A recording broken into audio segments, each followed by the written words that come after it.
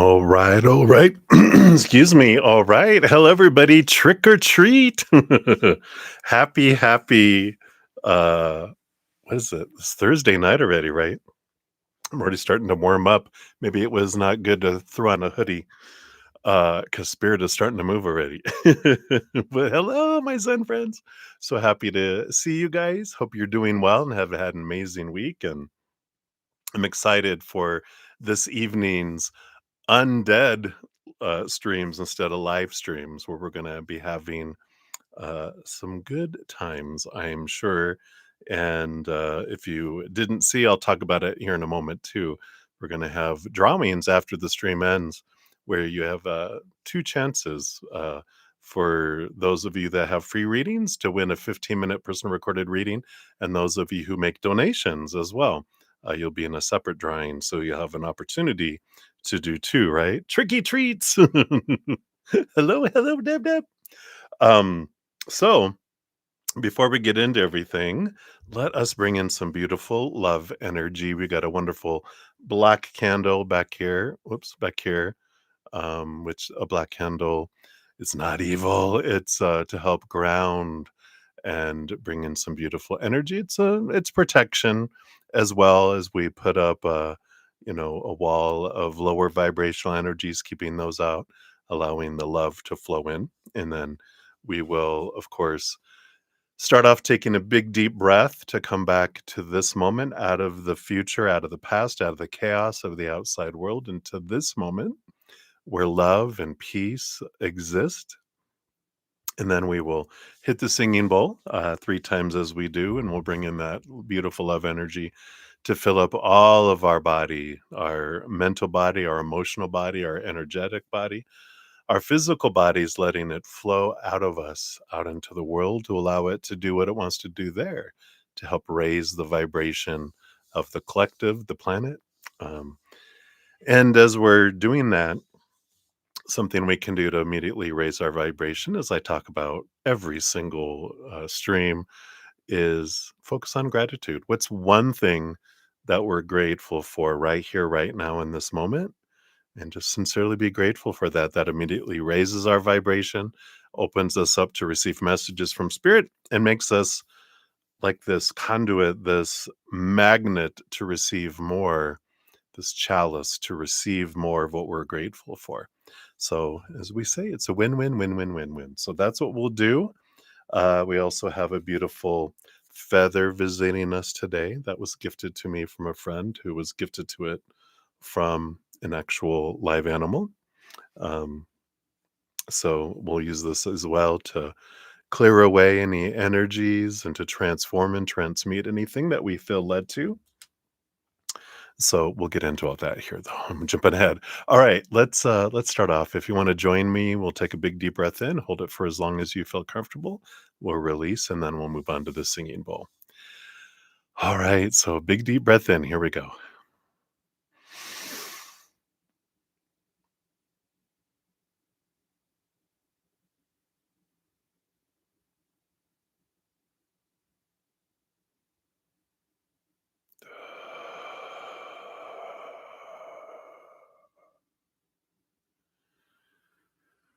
Beautiful.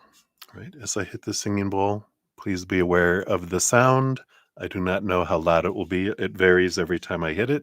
So uh, listen at your volume at a reasonable amount.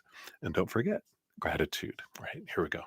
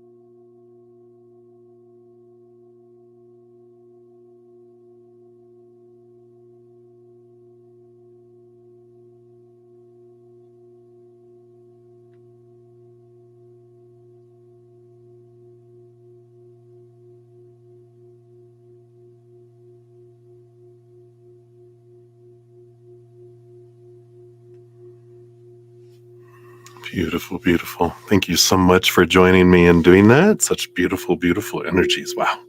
Goosebumpies all over the place. All right, let's put her up on our shelf back here. We'll let her have her little balcony seating up here. So, hello, everybody. I'm excited for the messages this evening. The veil is thinnest at this time of year. I feel like we're in Scorpio season, which dives deep into secrets too. Um, we're in Aquarius moon today, but tomorrow morning and through the weekend, guess what? We're going to be in Pisces moon. So wide, wide open. There's going to be, I don't know, we're going to see ghosts. We're going to see spirits. I bet there'll be orbs flying around. I tell you what, I am ready for it. So welcome everybody. Um, welcome all my Zen friends. And if you're new to my channel and or new to these readings, welcome. I'm Bretta Zen. We got a great group of huge-hearted, great sense of humored, is that a word? Zen friends here. And those are two things that we can definitely use on our adventure here. A huge heart, great sense of humor. We love to laugh. We love to flow the love. We love, of course, having spirit come through for us. So welcome. There's always room for more Zen friends. If you want to know how the whole process works, it's all down in the description box of the video. There's a ton in the description box of the video. I had to remove some stuff because it was too big for YouTube. Because I talk about how we're going to have some Halloween drawings this weekend. Every session, I'm on 5 times, right? I'm on Thursday, Friday, Saturday night, and then Saturday and Sunday morning, afternoon. And after each stream, I'm going to pick 2 winners, one from the donations and one from the free readings to win a 15-minute personal recorded reading. I'll do it after I'm done because I'll have all the names and all that, and I'll go do a drawing through the what do I use? The Google number generator. So we'll let Spirit and Google decide who the winner is, and I will post it in the pinned comment at the top of the pinned comment who the winners are, and then I'll also do a separate posting on all my social media, the Facebook, the Instagram, and Threads. I'm on Threads too, which is part of Instagram, right? And Instagram, Facebook, and and then on the community area of the YouTube. I was like, there's somewhere else I post. It's on the community tab of YouTube. It'll be there too. So I'll put those out, and I'll just keep on adding the names, so it'll be a running thing that so if you find one, um, as it goes on throughout the weekend, you can see if you've won over the last few days too. So I'm excited. I love giving away things. Um, and of course, I put out a video about I'm having a super sale for the rest of the year. I have everything on sale, all my personal recorded readings, my live readings, and my hedge of peace and love. You can find all that information down in the description box. It's going to go all the way through January 1st of next year. So I plan on, unless Spirit intervenes, January 2nd is when I'll change my pricing back. But until then, you can get everything at a discounted price. What else? What else? Oh, we also have a giveaway. I guess I could be like posting these things and not just talking about them. Yay, there we go. So that's what we have. That's what I just talked about there. Here's the super sale. And here's the video that talks about all that sale stuff and all the specials. Let's see. I think I can get rid of this one now. Yeah, I'll get rid of this one because we have the super sale now. And then I'm also having giveaways every full and new moon for the rest of the year and into I think January 3rd. I think it's January 3rd is the last. I think it's a Cancer full moon or new moon. It has to be a full moon because that would be a new moon in Capricorn. Hello. Um, we have drawings the rest of the year where you have a chance to win a 30-minute personal recorded reading and or a hedge of peace and love. And that's the link for the next one coming up, which is next week. It is November 5th, right? Yeah, we've got a super full see, it's a super full moon, beaver moon in Taurus, right? So we'll have a drawing there. It's not too late to get into that drawing if you want to check that out. Yes, I'm so glad. I have a couple already. I'm excited. The hedge work is amazing, and I just love the energies of those. So thank you, Deb Deb. And then, of course, we have the easier path. We just oh wait, oh, I messed up. Let me get rid of that one there because we have a new one that came out. Um, let's see, how am I going to grab that? Well, in the description box of the video is the playlist, but I have a new I just put out a new one yesterday, and I knew I forgot something I didn't update, with its round 2, which is On God, is the new one, so, I need to grab that before tomorrow night. In fact, you know what? If Brother Zen doesn't write this down, guess what? He gonna forget again, so let me just make a note here. Update link on what do I call this? I'll just put easier path. I'll know what that means. And then now I just have to put it somewhere where I will remember to do it. We'll put it we'll put it over here. No, we'll gotta put it over here.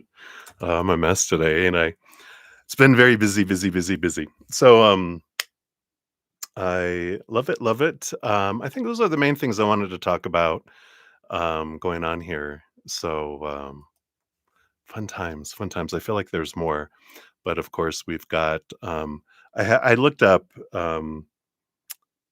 because we've got the Oracle Seasons of the Witch, and I was like, "What is this? Sammy? No, it's called Samhain.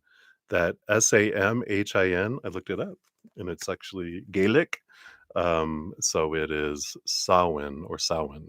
If you put the little twist on there. So we've got those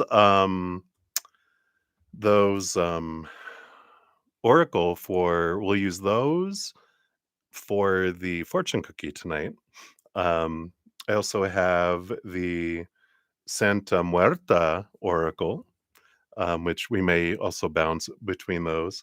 I also have Halloween Oracle, and I've got Ancestor Oracle and the voice. What is this? The voice of the souls. If we want to talk to anyone on the other side, you know, we've got some of those cards as well. Oh, I didn't even finish my little blurb. But, if you're new to my channel, basically how this works: donations get first priority, free readings get 1 to 2 card readings. But for the donations, as I prioritize them and honor that energy exchange, I do step out of the free readings, dive deeper, meaning we dive in for more tea for those too. Um, and and then you get a fortune cookie along with those. That's what I was talking about there for your donations. Um, in fact, maybe for your first one, we'll do the Seasons of the Witch, and for any additional ones, we'll do the Santa Muerta. They're a little shorter than those other ones, so we'll get them into the mix. Um, and if you want to make a donation, you can use the super chat at the bottom or in the description box of the video. We do have the Venmo, the Cash App, the PayPal, and the Square as well. And I don't have any set dollar amounts, so whatever you give from your heart is the perfect amount. Because I know not everyone has the same finances and cost of living and rate of exchange across the world. So I honor whatever you give. Um, and then at the end of each session, I do a pinned comment listing all the readings completed with timestamps. So you can just jump to that. And then, like I said, I will put the winners in there as well as a social post of my little Halloween giveaway that I'm doing each session. I just love giving stuff away. I get all giddy and excited. Plus, it's cold out and I love it. I just get hyper even more so. So, you guys think I'm hyper normally. If you haven't been with me through fall and winter, buckle up, buttercups. I can't remember if there's anything else. So, that's what we got going on. I got the little spill the tea. If there's any relationship readings, we may pull from that. I've got the learning tarot, which if we want any kind of whens, I might pull from there because they've got dates on those. And then the tarot, I do have Santa Muerta. I have a new Murder Crows. I got to show you this box. Murder of Crows, not Murder Crows. And then also the Dark. I forget what the name of this one is, but we've got the Tarot of the Shadow Realm. So we kind of have some beautiful tarot cards that I will weave in between, and if I need any clarification, I might draw it from another deck too. But yeah, a lot of choices tonight, right? Yeah, I'm so glad. Hey, everybody, let me do some shout outs. Everybody got Crescent Moon. Yeah, I'm loving these. We have some interesting, got some an Oracle of Halloween too, which is fun. So I love that. Yeah, I can imagine. Deb, hello, hello. Yeah, a lot of spirits are going to want to talk, and it's just amazing. I love it. Yeah. All Hallows Eve. Got Olivier Vagata. Hello, hello. Glad to see you as well. Welcome, welcome. We got the Bong story. So hello, good to see you as well. And let's see, we have up here musical beer. Hello, good to see you as well. And Michelle Smith. Hello, hello, Michelle, if you're hanging out here. And Touch O Love as well. My God, you were in a bike crash. Girl, what are you trying to do? You got to stick around for a while. All right. So, what we'll do here, let me get my little list going here. So we up for the donations. First, we do have Michelle Smith via Zcash app, and then Deb, you'll be up after that, and then Crescent Moon up after that. So that's where we'll begin, and then um, if I don't have any more donations, then we'll dive into the um, free readings as well. Um, that is something I didn't mention. If 2.5 hours, and I'm usually on for at least 3 hours, unless I finish everything, which every once in a while happens, but generally I'm on for 3 hours or more. And if 2.5 hours in I haven't gotten to free readings yet, I do pause donation, step off, and complete as many free readings as I can in the 30 minutes. And then I return back, and I always finish out donations same day. Even if I have to go take a break and come back on and do a separate stream, I will always complete donations every day. So boom, boom, shakalaka, boom, boom. All right. So that is the skinny on the process. So let's, as we do, cheers, everybody. Take a sip and let's get into spirit.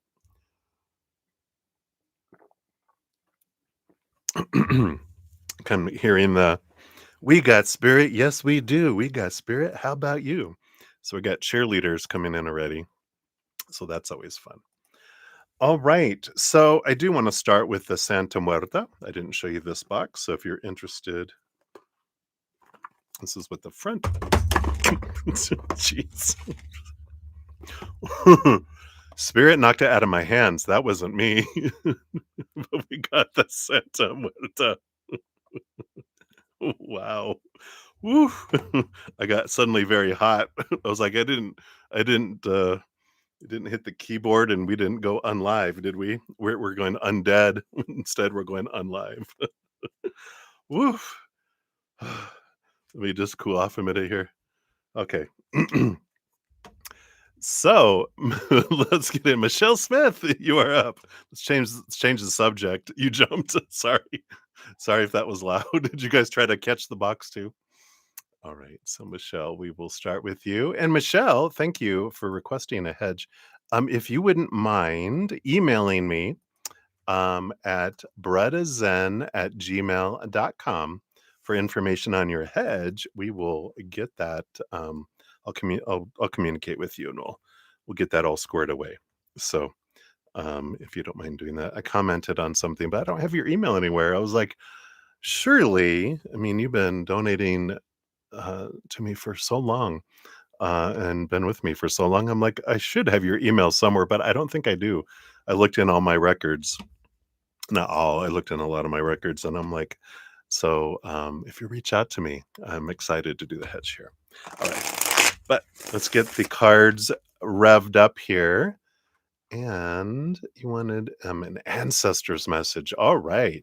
Yeah, and then we will do your fortune cookie from the ancestors spirit oracle. since you went. We'll let them speak even more so here for you as well. So thank you for your donation via the Cash App. Sorry, Deb Deb, I didn't mean to scare you. Oh my gosh. You know how you get hot when you get scared for or you startle for a moment? Now I'm like, let's cool off. Okay. All right. So Michelle, let's see here. What do your ancestors want you to know right now? All right. 3 different family trees. This is interesting because in the middle is the family tree you're in now, but there's ancestors from one split of the tree and ancestors from another split of the tree that also want to come in here. And what I mean by that is you've been in multiple lifetimes, you've been in multiple family trees. And so you're the one that is coming in strongest, which is where this oracle they say will come from, is the ancestral tree you're under now in the bloodline. But you've wandered from the family tree and had other lifetimes outside that didn't even have anything to do with the current family tree, which is kind of amazing because when you do ancestry and you go back, you realize, especially if your family has migrated and changed countries and different things, it's like all of the different family trees that get kind of grafted in to our ancestry is huge. Um, so that that there's 3 separate ones that have nothing to do with each other is amazing, and we'll get more into this real quick here as well. I feel like the one on the left is an Aborigine, Australia heritage, and then the middle one is your current one, and then to the right, this is like South Africa energy. So interesting with all that coming in here. All right, so let's see. I'm running out of space. We'll put it over here. So to start off here, you do have the 9 of Wands. And this is interesting because all these trees behind the scenes here are really standing out. The 9 of Wands is an energy of really stepping into the power. And I feel like your ancestors are saying, not only do you have the direct, powerful bloodline, the access to the knowledge and to the wisdom through the bloodline that you're in now, through the Akashic records and through your subconscious, through that tunnel to all of your other lives, you also have access to that knowledge and that emotional power and the wisdom and knowledge you gleaned during those times. And so I feel like there's these 3 that are really coming in strong with the Aborigine and the South African coming in with your current bloodline as well. I want to start with the Aborigine. I really just want to go over here. Yeah, we have the Sun card coming in here, which is this bright energy, this power, and this 9 of Wands energy of kind of where I was alluding to, which they're now reinforcing is it's a time where they're sending extra, extra, extra energy towards you to, in a way, like fill up all your batteries to give you this extra. It's like they're showing me like a race car when they add suddenly they do the nitro and they can vroom and and kind of like a surge of energy to help you bust forward and blast through some obstacles that you're ready to. And this is about you, like the 9 of Wands grabbing into that. Um, there's the 9 staves that are blocking you, but one is like glowing, and that's the one that you're grabbing onto. This is the empowerment of your ancestors coming in from specifically these 3, though it's not limited to that, but these are the 3 that are really focusing in right now. And maybe that means something to you with the Aborigine and the South African influences being piled on to where you're at in your ancestry now.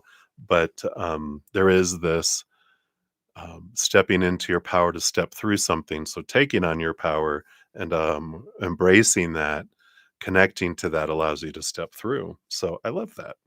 underneath the surface of this bright sun where they're saying, shine bright, don't dim your light, don't ask permission to shine, be true to you, the the true you, and allow that to shine and come forward. And yeah, you've got the nine, all this nines coming in here. You have the nine of swords, which is stepping away from the expectations, the fears. They're like, what have you got to lose? There's nothing that you don't have already inside of you. So they're like, shine bright, step forward, don't dim your light. They keep on repeating that. Don't dim your light, don't shrink back, don't let anything um, confine you. Allow yourself to step forward. And I like this. I'm hearing the dibbery-doo. No, that's what is it called? A didgeridoo? What's that little long horn that they do? The that's my impression of it.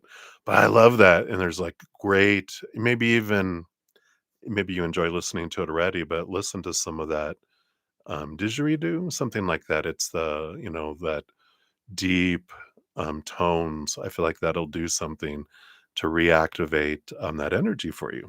Interesting. And then we're going to go over here to South Africa, and this one you have the Ace of Swords.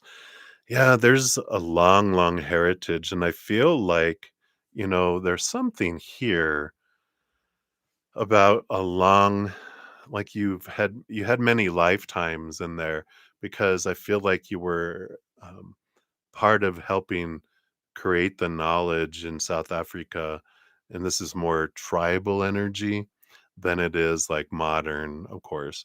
But that there was a lot of awareness and a lot of knowledge of things that you were part of, the tribes that helped to bring that forward. And this Ace of Swords is helping you reconnect to that wisdom. More mental here. This feels like, well, I guess that makes sense. Sun, Wands energy of the Aborigines is the power, the fire. This feels more air energy that they were bringing in, more mental, more knowledge kind of energy. And what else do we have here? Yeah, well, that makes sense. The devil card, the big thinkers, letting go of, again, like the nine of swords, but letting go of long held thoughts and beliefs and mindsets that don't serve you anymore. This is about seeing things from a higher perspective, and they are helping bring in new perspectives, new ways of looking at things, new knowledge, even around South Africa itself and the African continent. It's interesting. Something about Atlantis being in or near South Africa or Africa, that maybe that's something that you're interested in, but I just feel like there's more here. Yeah, and Three of Pentacles, they are also bringing in the energy of being true to your authentic self, and in a way here with the Queen of Cups, who is the master of emotion. Queen of Cups gets a second portion of cups, so she's the master of emotion. They're like, it's a beautiful balance between head and heart, because we can be creative, so creative with when we're connected to the higher mind, and the heart helps us get to that creative mind instead of the human mind that has the fears and the restrictions. They're like, through the heart you can access the higher mind and the higher awareness, but a lot of creativity and allowing yourself to not be limited by mindsets, I feel like is what they're bringing in. So you got these two wonderful bookends of support, um, coming from the southern hemisphere, right? Isn't Africa mostly, well, South Africa is in the southern hemisphere, I know. Uh, I'm trying to look at a map and I'm like, really? I don't know. I think some of it's on the equator, right? I'm not a geology major or geologist or whatever, but but we can look at a map. But I love this energy that's coming in here, this support. And then from your current ancestors, you've got the Nine of Pentacles. So you got all these nine energies. And this is about being independent. It's about, what's it, being okay being alone, because you're never alone, is what they're saying, is that you've got such a history of ancestors that surround you. It's interesting when I connect with my spirit guides in the spirit world, I get this image in my head of me standing like in the middle of an arena and within touching distance, like I can stick out my arm and touch, you know, my spirit guides, the ones that are very active in this lifetime. But then behind them are millions of other beings of unconditional love and light that are supporting me. And that's how each of us are. We have these ancestors and all of these other lifetimes and all these other interested parties that are so enamored with our adventure and our journey, and they're all supportive of it. There's no judgment. They're just all rooting for us. And I feel like that's what they want to bring in here is just that you're surrounded by multitudes of support. You're never ever alone. And that you're also, the Nine of Pentacles usually has someone in a garden with spirit. They saying that you are financially, physically supported by spirit. I feel like that's an important energy coming from these ancestors. Yeah. And you have the Magician card underneath all that, of course, saying that you are powerful, you have everything you need within you. Um, and whatever you focus your energy on, you draw towards you. So it's always a good reminder of how powerful we are, and that whatever, if I focus on gratitude for what I do have and have had, it just comes in huge, huge ways.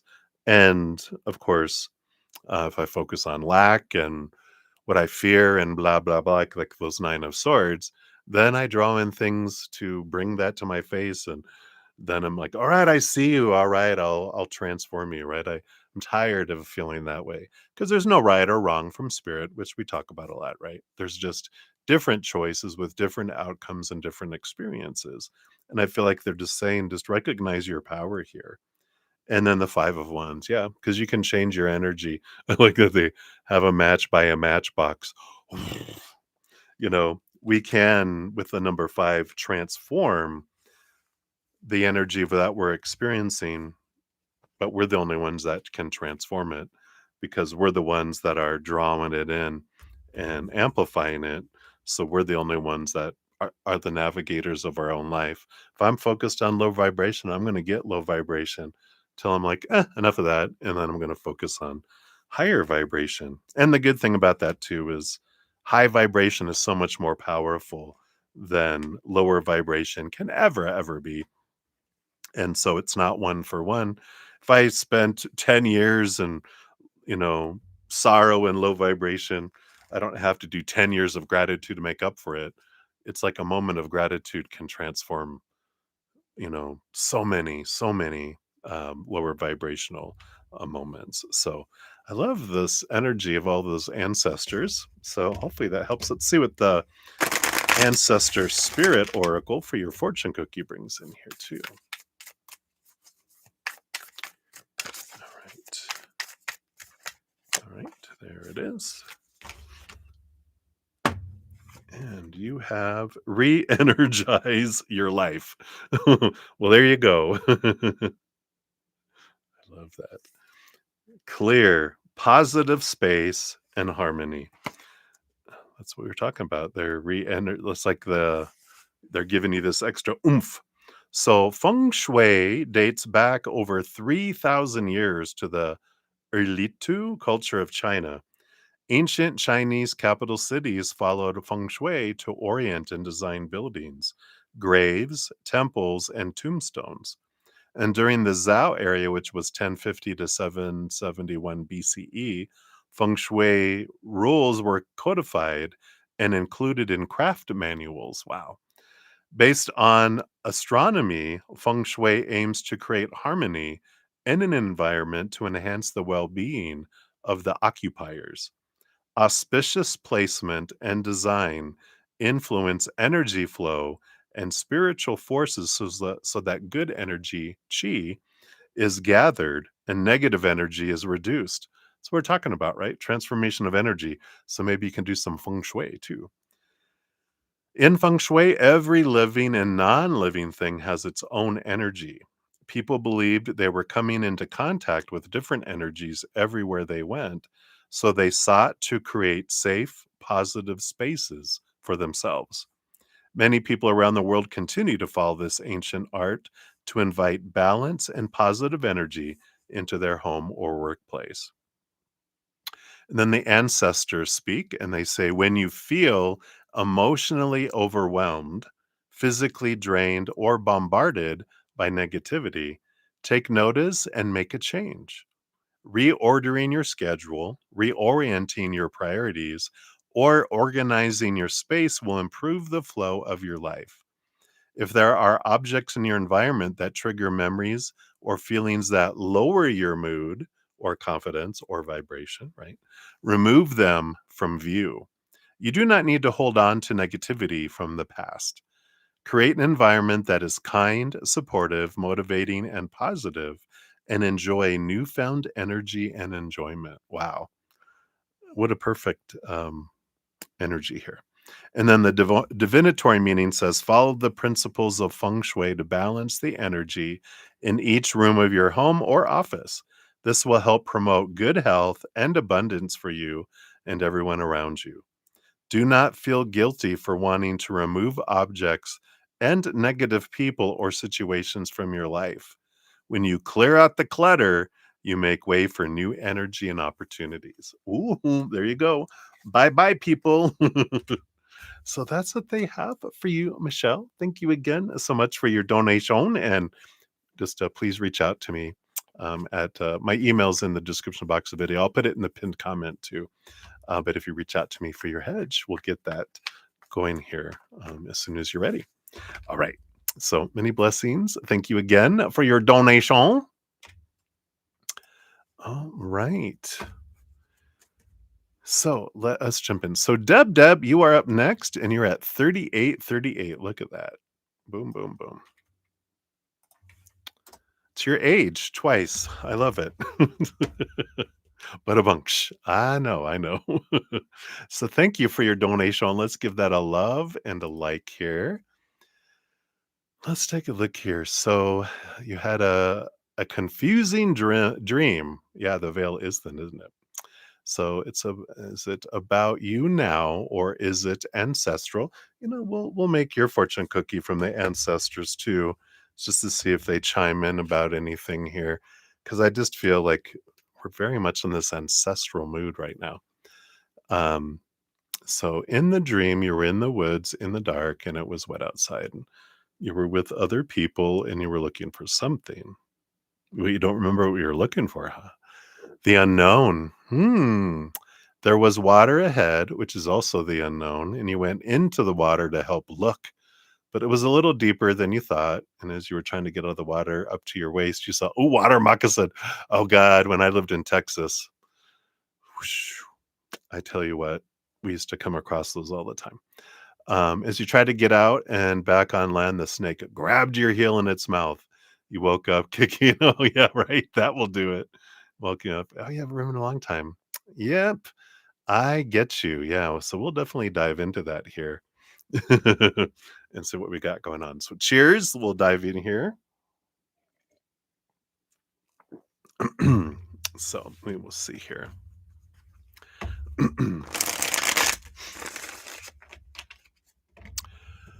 So let's find out here. What can we know about this dream? Um, is it ancestry or is it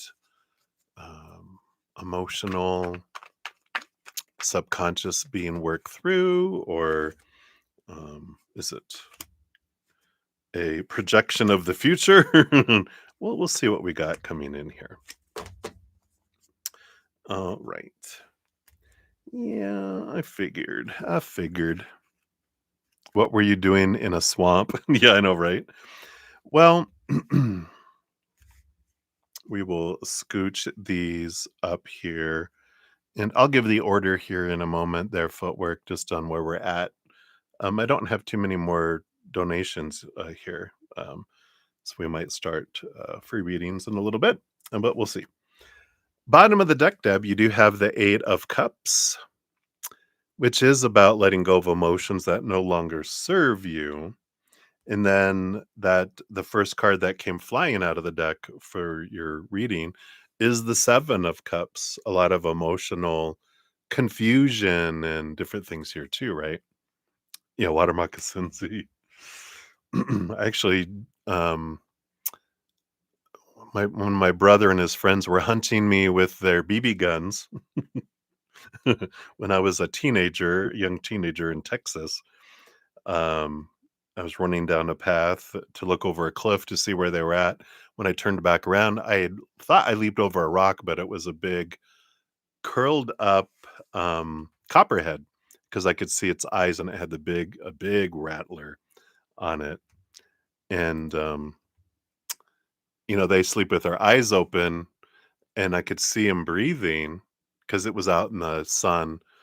Um, and I've had dreams where leaping over snakes, they so I'm like, I'm not leaping back over it. I went through the brush and, hindsight, I'm like, if there's a snake on the path, there's probably snakes in the in the you know, the shrubs too, but I'm like, I know there's one there. I'm taking my chances going through here.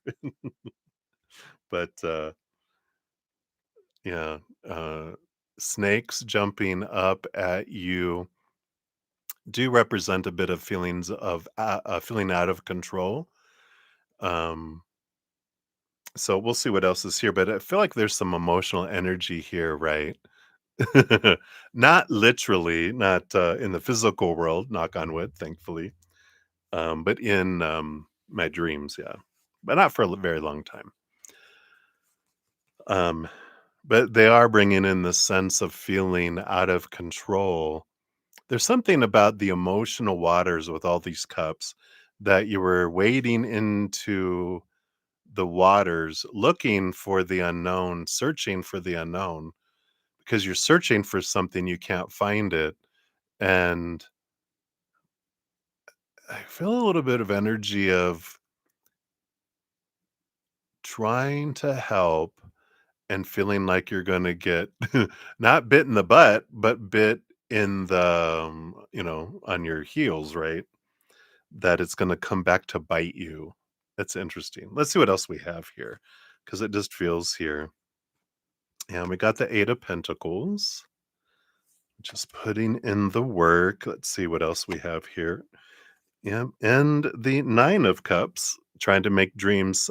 This is like almost like trying to make someone else's dream come true. And the Queen of Swords, trying to balance the head and the heart.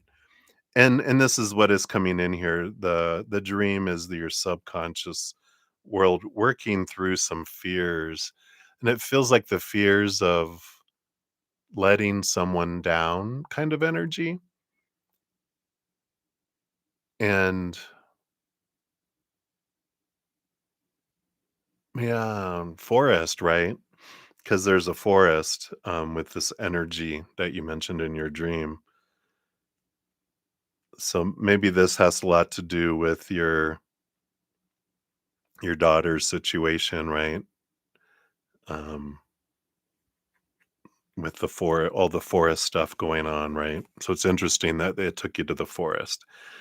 Let's see what else we have here. You got the chariot. So you got Cancer Mama Moon energy and about choices and the Knight of Wands, which is a movement of energy. Um, in both, I mean, you have both the chariot and the Knight of Wands. The chariot is like all four horses together. It's a lot of movement or desiring movement, and um, it is a lot of uh, it's on the border of anxiety, but it's excitement. What's excitement with anticipation? Needing to know, I wanna know, I wanna know. Yeah, and this really makes sense with I need to know the unknown, right? Yeah. So, there's a lot of this fear of the unknown energy coming in and the, and that's the snake biting and um so I feel like it's doesn't feel like it's ancestral. It feels like it's with all this, it's emotional. It's your body working through its fears and your mind and heart trying to balance things out. And they're doing that in the in that theater of your mind in the dream world so that you can work things out there and then you bring back the knowledge and stuff and that balance into the physical world upon waking. Yeah, because you have the world, you're ready for an ending of a cycle, the beginning of a new adventure. This is that energy. Yeah, and you worry that if I don't stop worrying, it's gonna cause me harm. Right? I'm worried about worrying. Such is life, such is the human adventure, right? Um, but the world card, end an old cycle, begin a new adventure. You know all the stuff to do. It's just reminding, making sure we're doing our breath work, making sure we're doing. If we don't want to circle around and worry, one, we get to the root um, you know, of the fear and question it, and then our mind releases it. Um, because there's something about we only project into the future only what we've known from the past. And so when we have new experiences, we try to fit it into the past, and it's not always doesn't always fit, but we sometimes will do that.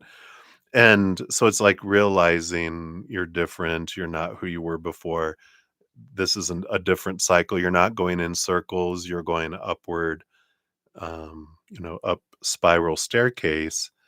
And this is new experiences. It doesn't have to be repeating cycles. This is an end of a cycle, a beginning of a new adventure, right?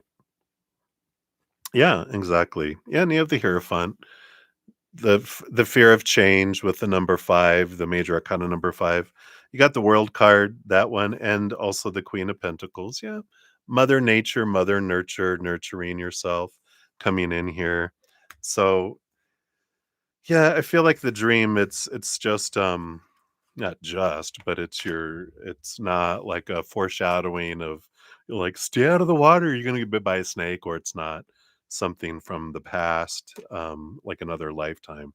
This is, all that emotional energy that came out in the beginning tells me that it's just your, um, mind and heart using that theater to, uh, bring an ending of an old cycle, in your life. That cycle of fear and worry to go, yeah, what am I fearing? What am I, because we can breathe to calm down, but if we don't get to the root of it, it's gonna trigger again in a little bit. So maybe questioning one fear here and there from a place of peace, and non-judgment. Be gentle with yourself. This is what your ancestors say. Yeah, take time out. I like it. Siesta, recharge and rest. Take a time out. So the ancient Romans are known for conquering lands and having large, strong armies, but they were not just soldiers. They were amazing architects and engineers too. They built roads, walls, bathhouses, and aqueducts. Wealthy Romans enjoyed a variety of luxurious foods and wines, which they imported from all around the empire. The early Romans divided their day into 12-hour periods, depending on what the light was like in the time of the year. They could accurately measure sunrise, midday, and sunset with sundials, and the length of the shadows on a sundial helped them estimate the time of day. In the sixth hour on the sundial, wealthy Romans would stop what they were doing, go home to eat a leisurely lunch, and have a little siesta, a rest or a sleep, which comes from the Latin hora sexta, meaning sixth hour. Oh, I didn't know that. The important thing about this siesta was that it allowed the Romans to rest physically, mentally, and spiritually before they tackled the remainder of their day. So they're telling you to take naps, right? Yeah. Yeah, exactly. So the ancestors speak. This is a reminder that you need to nurture yourself. Literally the words I said with that Queen of Pentacles. Mother Nature, Mother Nurture. It's time to nurture yourself. Not everyone else, but yourself, right? Even if you can't have a siesta, stop and recharge throughout the day. Have a cup of coffee or tea. Go for a walk on your lunch break. Take some time out to nurture yourself. Rest and look after your physical body. It is essential to do this before you become too tired or disconnected from your spirit and energy. You can't make all this up. It says it right here. If it says it. I don't know if you can see it, but it says it all right here. It's on record. I'm not making it up. I know you trust me. The divinatory meaning says practice setting firm boundaries so you have time to nurture yourself. Do not let other people's dramas or energy interfere with your self care. I feel like they want me to repeat that too. Do not let other people's dramas or energy interfere with your self care.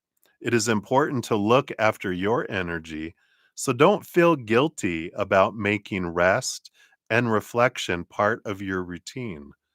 Visualize a safe place and see yourself making a cocoon around yourself. Go to this place whenever you need to recharge. I love it. Clarity, clarity, clarity. So, hopefully that helps, Deb. That's what they have for you, my dear. Take time for you. All right. So where we're at for donations, we do have Crescent Moon times 2. So we'll do those. And let me check a look here. All right. And then we have Valerie Calver. Hello, Valerie. Good to see you. And I don't see your question yet. So we'll grab that here. We'll put you on the list here. And then we have Guerrera Means War. Hello, Guerrera. Good to see you. Hope you are well, and you'll be up after that. And that's where we have for the donations. And in case you guys missed it, we're going to be having drawings at the end of the stream where all the donations, I'll pull a winner from them. And then all the free readings, I will also pull from them for a chance at winning a 15-minute personal recorded reading from me. So we'll be announcing that after the stream has ended. I'll post it in the pinned comment and then also a separate social media post on my in the community area of YouTube on my channel, and then also on Facebook and Instagram and on Threads, which is kind of like Instagram. All right. So that's where we're at. And I don't know where we're at on free readings yet. Because I haven't made that list. All right. All right. So that's where we're at. Let us jump in. So that's right. Happy Samhain. Samhain, I think is how you pronounce it. So enjoy. I know that's the Wiccan New Year tomorrow, right? I think it's the third. Is it, or is it today? No, it's tomorrow, right? 31st and 1st or something. But fun times ahead. All right. So, Crescent Moon, you are up. So, this will be for your number 1, and we'll put separate timestamps for each. So, for your first one here, thank you for your first donation.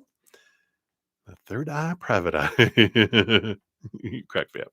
So, a read on the ADD Sag for today, tomorrow, Saturday, and Sunday. Absolutely. We'll take a look here, see what we got on. Good to see you.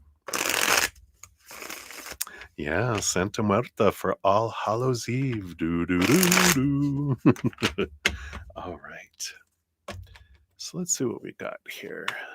So, all right. Thank you so much for today.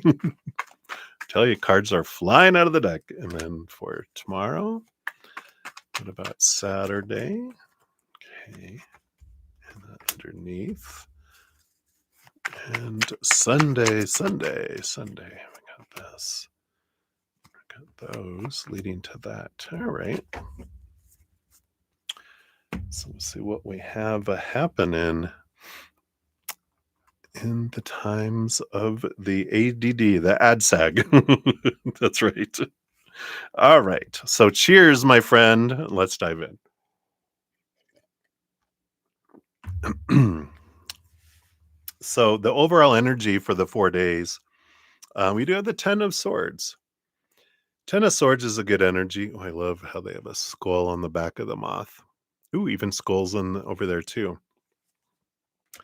But the Ten of Swords is about I'm sick and tired of living up to everyone's else's expectations, and I'm ready for this, you know,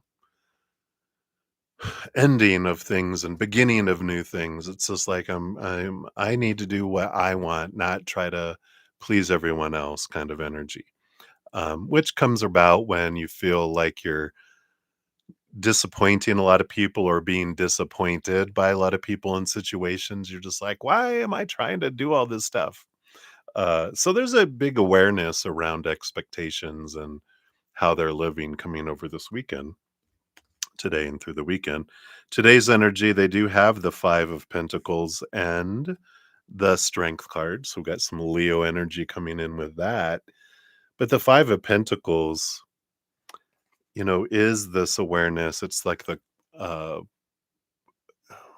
it's like a lack energy. It's awareness of that the outside world can't bring me what I want. And that when I rely on the outside world to like bring me my sustenance, that's when I feel abandoned, when I feel left behind. I feel left out in the cold. And this Leo energy fits really well with the Ten of Swords because it's this energy of like I'm I need to do things for me. Leo energy, the lower vibration is me. I need me. I need it to be about me. Kind of energy. Um, and um, So it's about this pulling in, going, what do I want? Not what everyone else wants. And this fear of not having enough or not being enough, this combination of all those together, it just feels like they're in this place of, why do I even try? So I don't know what's going on here. It doesn't feel, I mean, I know they're very focused on their job right now, but I feel like they did and they just work their butt off, right, this week to for people to go, "Oh, good job." And they're like, "That's it?" It's like we used to joke in corporate life because we would, like, work so hard and they'd give us, like, a $10 Starbucks gift card. And then they would also have to report it, because of some tax stuff, so we'd actually get taxed for it too. And we're like, that's like not even a cup of coffee these days when we would get that. And that's the kind of feeling I have, like they're getting going, that's it, just all that, and it's just a good job. And then it was like they feel unappreciated, and again, that disappointed feeling. They were expecting more reward or recognition from what they did, but it was pretty much like, yeah, that's what I expected. Good job. Not like, wow, So I feel like whatever happened today kind of, and maybe throughout this week, it just kind of culminated and they're just like, pff. So let's see what that brings in for tomorrow. We do have the Eight of Cups. Yeah, wanting to leave emotions behind that don't serve anymore. We got the Four of Wands, which is a joyful celebration. Yeah, it feels like they're going to get together with friends. I mean, it's Halloween on a Friday night. Uh-oh, So I feel like they're just going to, have this right. Yeah, I feel like it's just related to work. Doesn't feel like, well, I feel like that's the culprit where it's focused, but I also feel like they have these other wants and desires and needs of stuff that's later down the path on their little plan, but, um, So I feel like there's a little bit of frustration around I want these steps to go faster so I can get to some of the other stuff I want in life, but this kind of stuff that happened this week kind of felt like it slowed their journey down. They were thinking this is just going to be boom boom boom and then we move on to this and it's like boom. And they're like, "Well, what about the other no, we're going to take our time to get to that place." And they're like, Man. So, but it feels like tomorrow is more about celebrating. I want to let go of these emotions. I need to let go of this from this week. It does feel quite a bit like almost like they're going to party a bit because they've got all these cups overflowing from their head here and it's like they just want to get out of their head and have some fun and let go kind of energy tomorrow. So it just feels like they're going to go hang out and maybe like a. It makes sense that it would be like a Halloween party or something like that.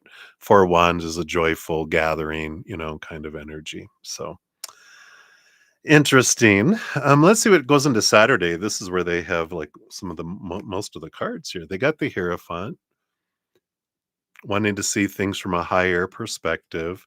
And in regards to change with the major arcana number 5, also have the 6 of swords, trying to see things from a different perspective, trying to let go of old ways of thinking, and the ace of swords. And really, all three of these, ace of swords is about seeing things from a higher perspective, the hierophant, all three of these, and it's a lot of mental energy about I want to look at this differently. I need to change my mindset.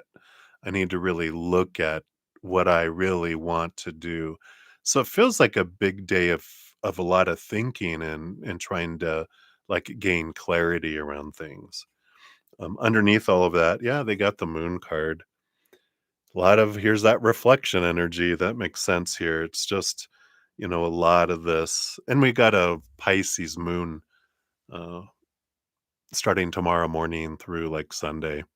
So there's that is gonna take a lot of us inward, and I feel like they're thinking a lot, but they have their emotions really tugging quite a bit too, having them reflect on things and almost as like it balances it because they can always go way, way, way far and overthink in their head, but they've got this emotional energy that's grounding them and pulling them, into a lot of reflective energy. And this is about everything in life, everything in their plan, their 5-year plan, which for them is always constantly changing. They lose it and go, "Where did that plan go?" I don't know because they don't look at it. And so, "Well, let me create a new one." That's that's such them. "Well, I knew I put it somewhere." Um, they're always feel like they're always leaving things somewhere and they can't find stuff until, "Oh, there's that one from 10 years ago."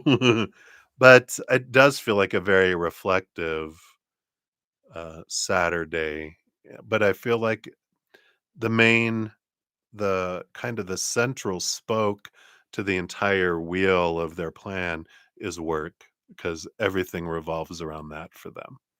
Because without that, nothing else works, if that makes sense. And then Sunday, we've got here, they got the temperance. Here's their Sagittarius energy. All right, well, kind of have my plan. Let's get back at it. Getting prepared to get back into the going back and forth and, doing the alchemy, uh, being patient with things. Feel like they've got rebooted, recharged. They feel like they have some clarity and now they know moving forward. Little, back into their positive energy. I feel like today was a bum day.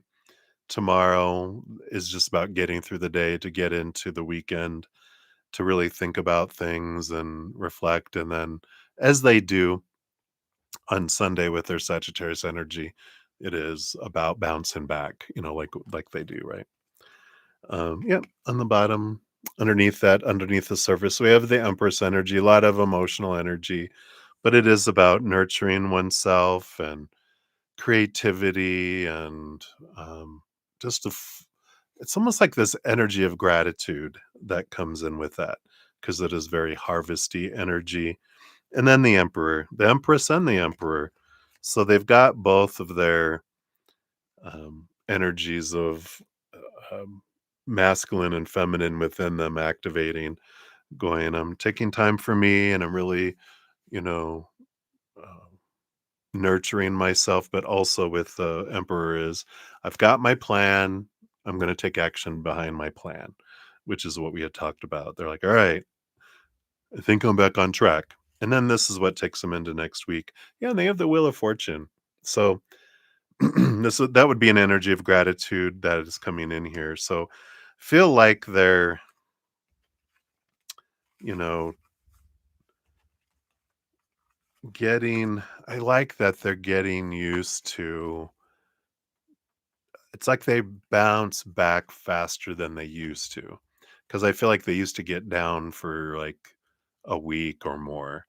Now it's just like a day or two and then they bounce back.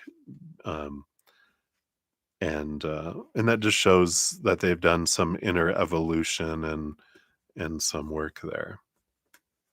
So interesting. Let's see what the fortune cookie brings in here too. I feel like we're gonna go to the Seasons of the Witch, the Samhain Oracle. So let's see here. What else can we know about the Sag? What's going on with him right now? Okay. What else? What else? What else? What else? This one. Okay. Yeah. Greeting the darkness. It's like they're embracing that. It's card 19. Here where the spine bends and the mouth quivers, breathes the hidden, the pieces that make you whole, but cut deep with all of their sharp edges. Ooh, let's see what that is here. It is about self and inner truth, which is what we talked about, right? Their big reflection um, on Saturday, especially. Oops, I think it started. Oh, it just says darkness. You might get a sense of terror from what you can't see, but not all hidden things are bad. There are many things that you cannot see that hold the secret to life, abundance, and renewal. Like the lotus flower that blooms from the darkness of muddy waters, there is beauty in the darkness for those who know where to look with their heart.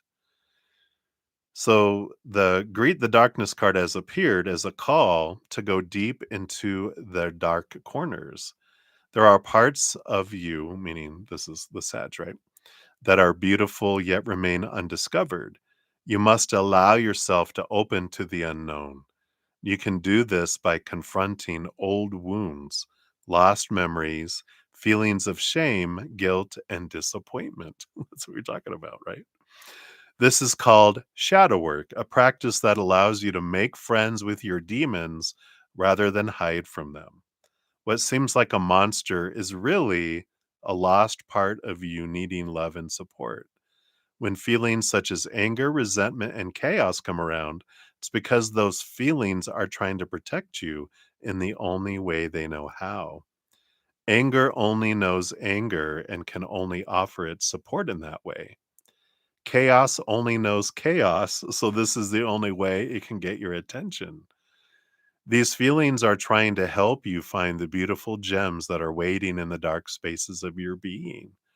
Confront whatever feelings you have surrounding your situation. Allow those feelings to surface and face them without fear. Greet them and ask them how you can work together. Journal your meditative conversations with your dark parts. Within their words of advice, you will discover the lost or missing pieces of yourself. That is a great way to explain that energy that they're facing with that disappointment and with those things. So interesting, right? All right. Well, that is what they have for the first one there.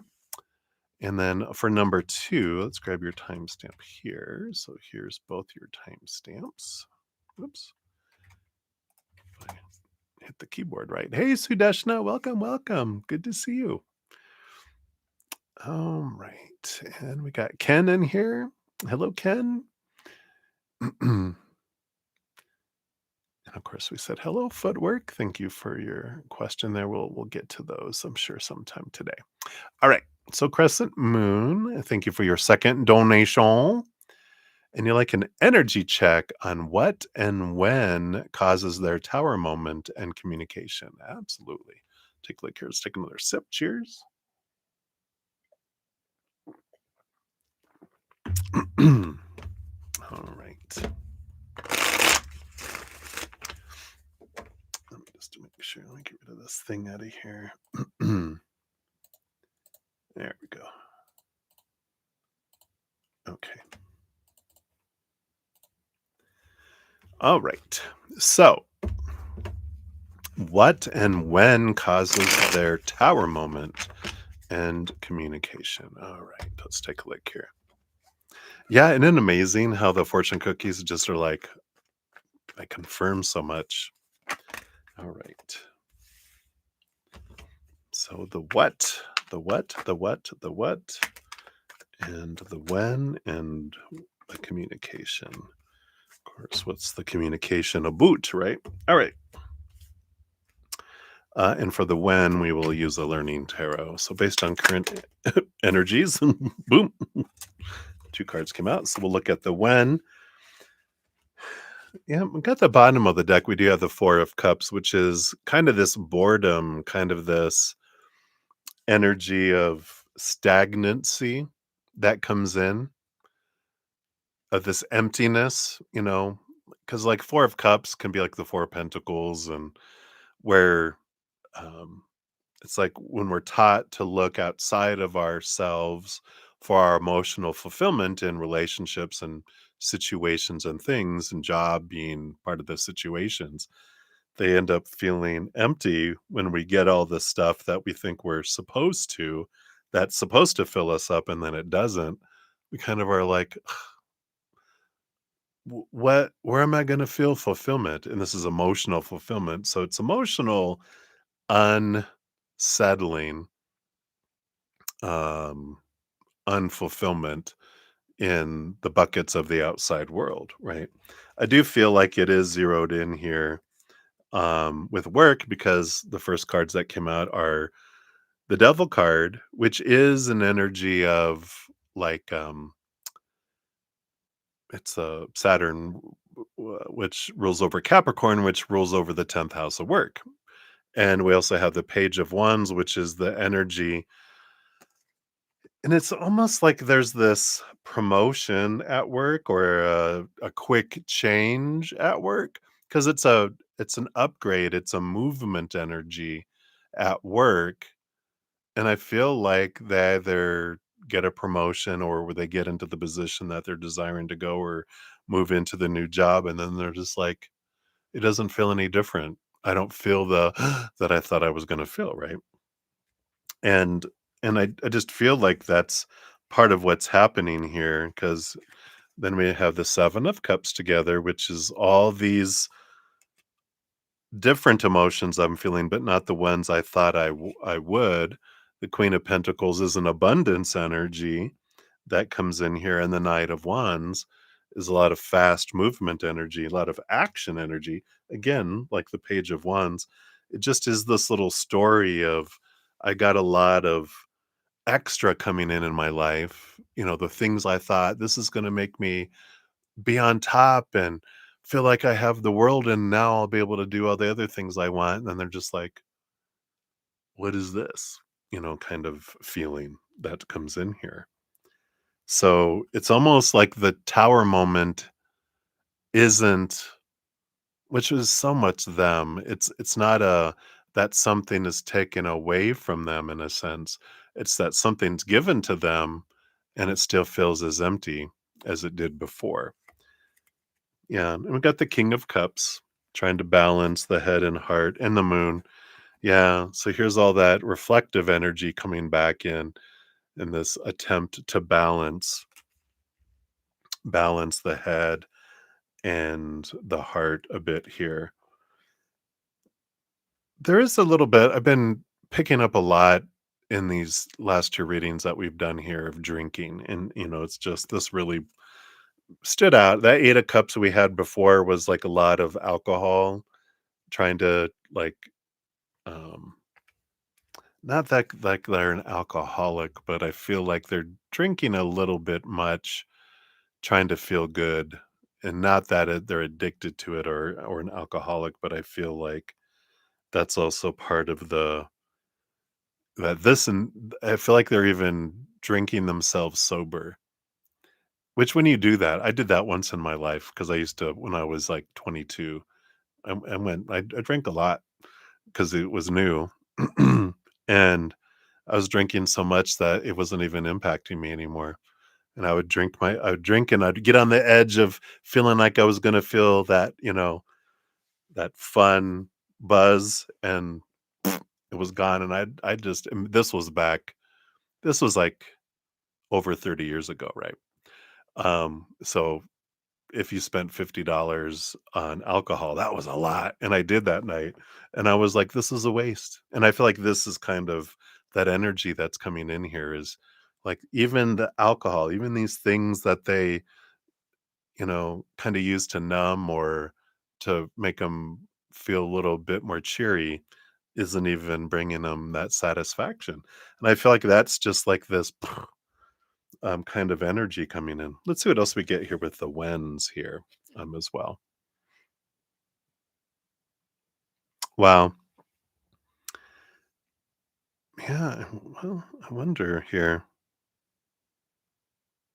And maybe it's not it's whatever their drink is, because we all have, um like, for me, I stopped drinking a long time ago 'cause it made me so tired. Sugar became my little drink. Uh, and it's like that's whatever our emotional support drink or food or, thing is, I feel like that's what is, right? Well, maybe it's not alcohol, but it's this whatever this thing is that I feel will make me feel better, but I do feel like it's something that I consume. I don't feel like it's like drugs. I don't feel like it's that. But I feel like it's something that and it can even be energy drinks for all we know. We can get so hooked on something thinking it's gonna make me feel hyper and better and whatever, and then it's like even that doesn't help anymore. Um, but it definitely feels that kind of energy. Timing, yeah, we got February 2nd to February 20th. Here's the 6 of swords.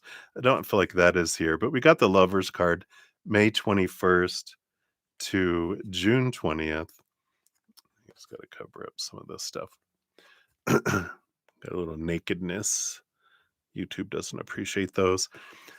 But it's really this 20th energy that's coming in here. And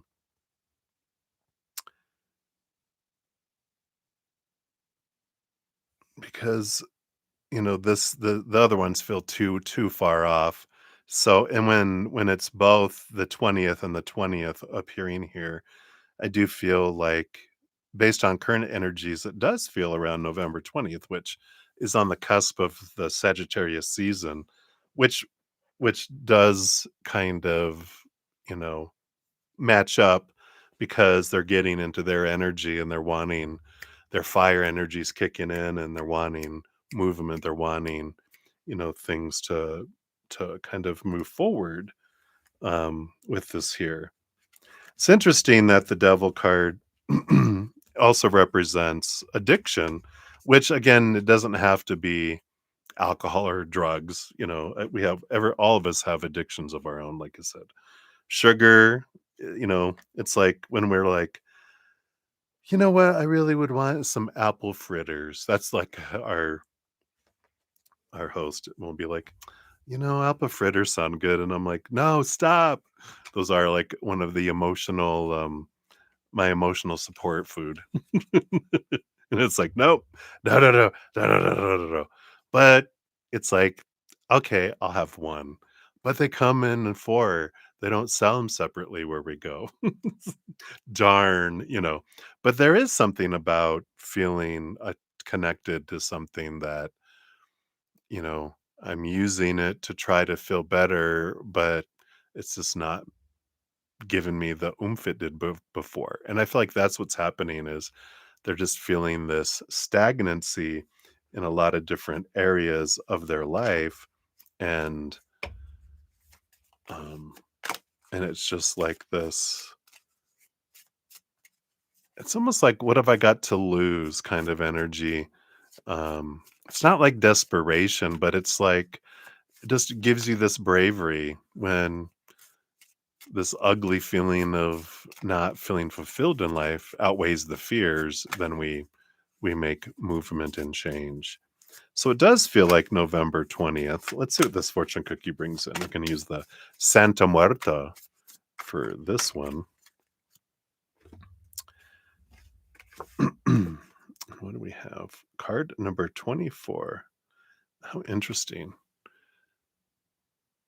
Got this little, they've got a world holding a planet and a mirror reflecting upon, it's like their life from a child moving on up to where they're at now. Very reflective energy. Let's see what this is. Card 24.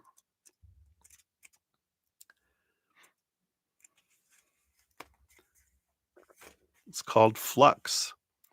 So it's the last card of the world of formation, and it shows us that we can only obtain self realization and do significant things in the world if we understand that our present is generated and connected by every kindness and every crime of the past in a continuous flow. We are like antennae that can receive and transmit the original light that comes from the eighth card of emanations, which also reaches us through our parents, our grandparents, our ancestors, and through the forms that we have given our gods. Interesting. Yeah. But this is interesting too about generational energy, because this is what's been passed down from generation, which you can see the light that shines upon each head, right? That there's something, a mindset that's been passed down from generation to generation. Again, those expectations, those supposed to be's. The advice of the dead says, remember that you are the one in the present, holding your future, and that if you want this future to be positive, you must first look inside yourself, because every action you decide to take in the world is nothing but a reflection of yourself. There's all this reflective energy that's coming in here. But I feel like there is this breaking of chains that comes in here, whether it is, I want to go do what I want to do instead of what I've been told I'm supposed to want to do. But even if there's something that is in the family, like maybe, and again, addiction doesn't have to be, any kind of alcohol or drugs. It could be other things. But I feel like there's something that has consumed, family. And it could be abundance. It could be you got to be successful in this. That could be the whatever the thing is that is ruling over them, that drives them, to get something. It feels like this very much is a time that's coming in here. And I feel like they're reaching that a breaking point, which is a good thing for them because they're stopping trying to be what everyone else wants them to be, and they're, realizing I want to be true to me, not, you know, try to fulfill what the family and what they feel like they've been taught growing up, if that makes sense. So that's stagnancy. But they're realizing that's not my dream, it's someone else's dream. What is my dream? Because they're so driven to the point of almost exhaustion. They're just like, "What am I doing all this for?" So I feel like that's what's coming up here based on their current energies. So interesting, interesting. All right, my dear. Hopefully that brought you the clarity you need for now. So thank you again for your dual donations. I greatly appreciate that. All right. So up next we have Valerie Calver and then Guerrera means war, and then Sudeshna. You have times two for you after that. And so we'll continue to go. If you guys are waiting for a free reading, if 2.5 hours in, I have not reached any free readings yet, I will step away from donations to complete free readings. And then we do have a drawing after the stream ends today for a winner from the donations and a winner from the free readings for a 15-minute personal recorded reading. I will pin it. I'll put it on the pinned comment after I choose the winner. I'll also post on my social media, my Facebook and Instagram, and on the community area and threads too, um, with those. So we will look at those. Absolutely. Yep. I see your free reading request there, Footwork. So eventually we'll get to the free readings, but I do make donations a priority. I honor that energy. So we do finish those first. If you want to be moved to the front, or at least in the line of the donations, a donation of any kind can bring you up faster. Otherwise, we will get to the free readings with the first come, first serve when we get to those. All right. So, Valerie, you are up. Let's grab your timestamp here.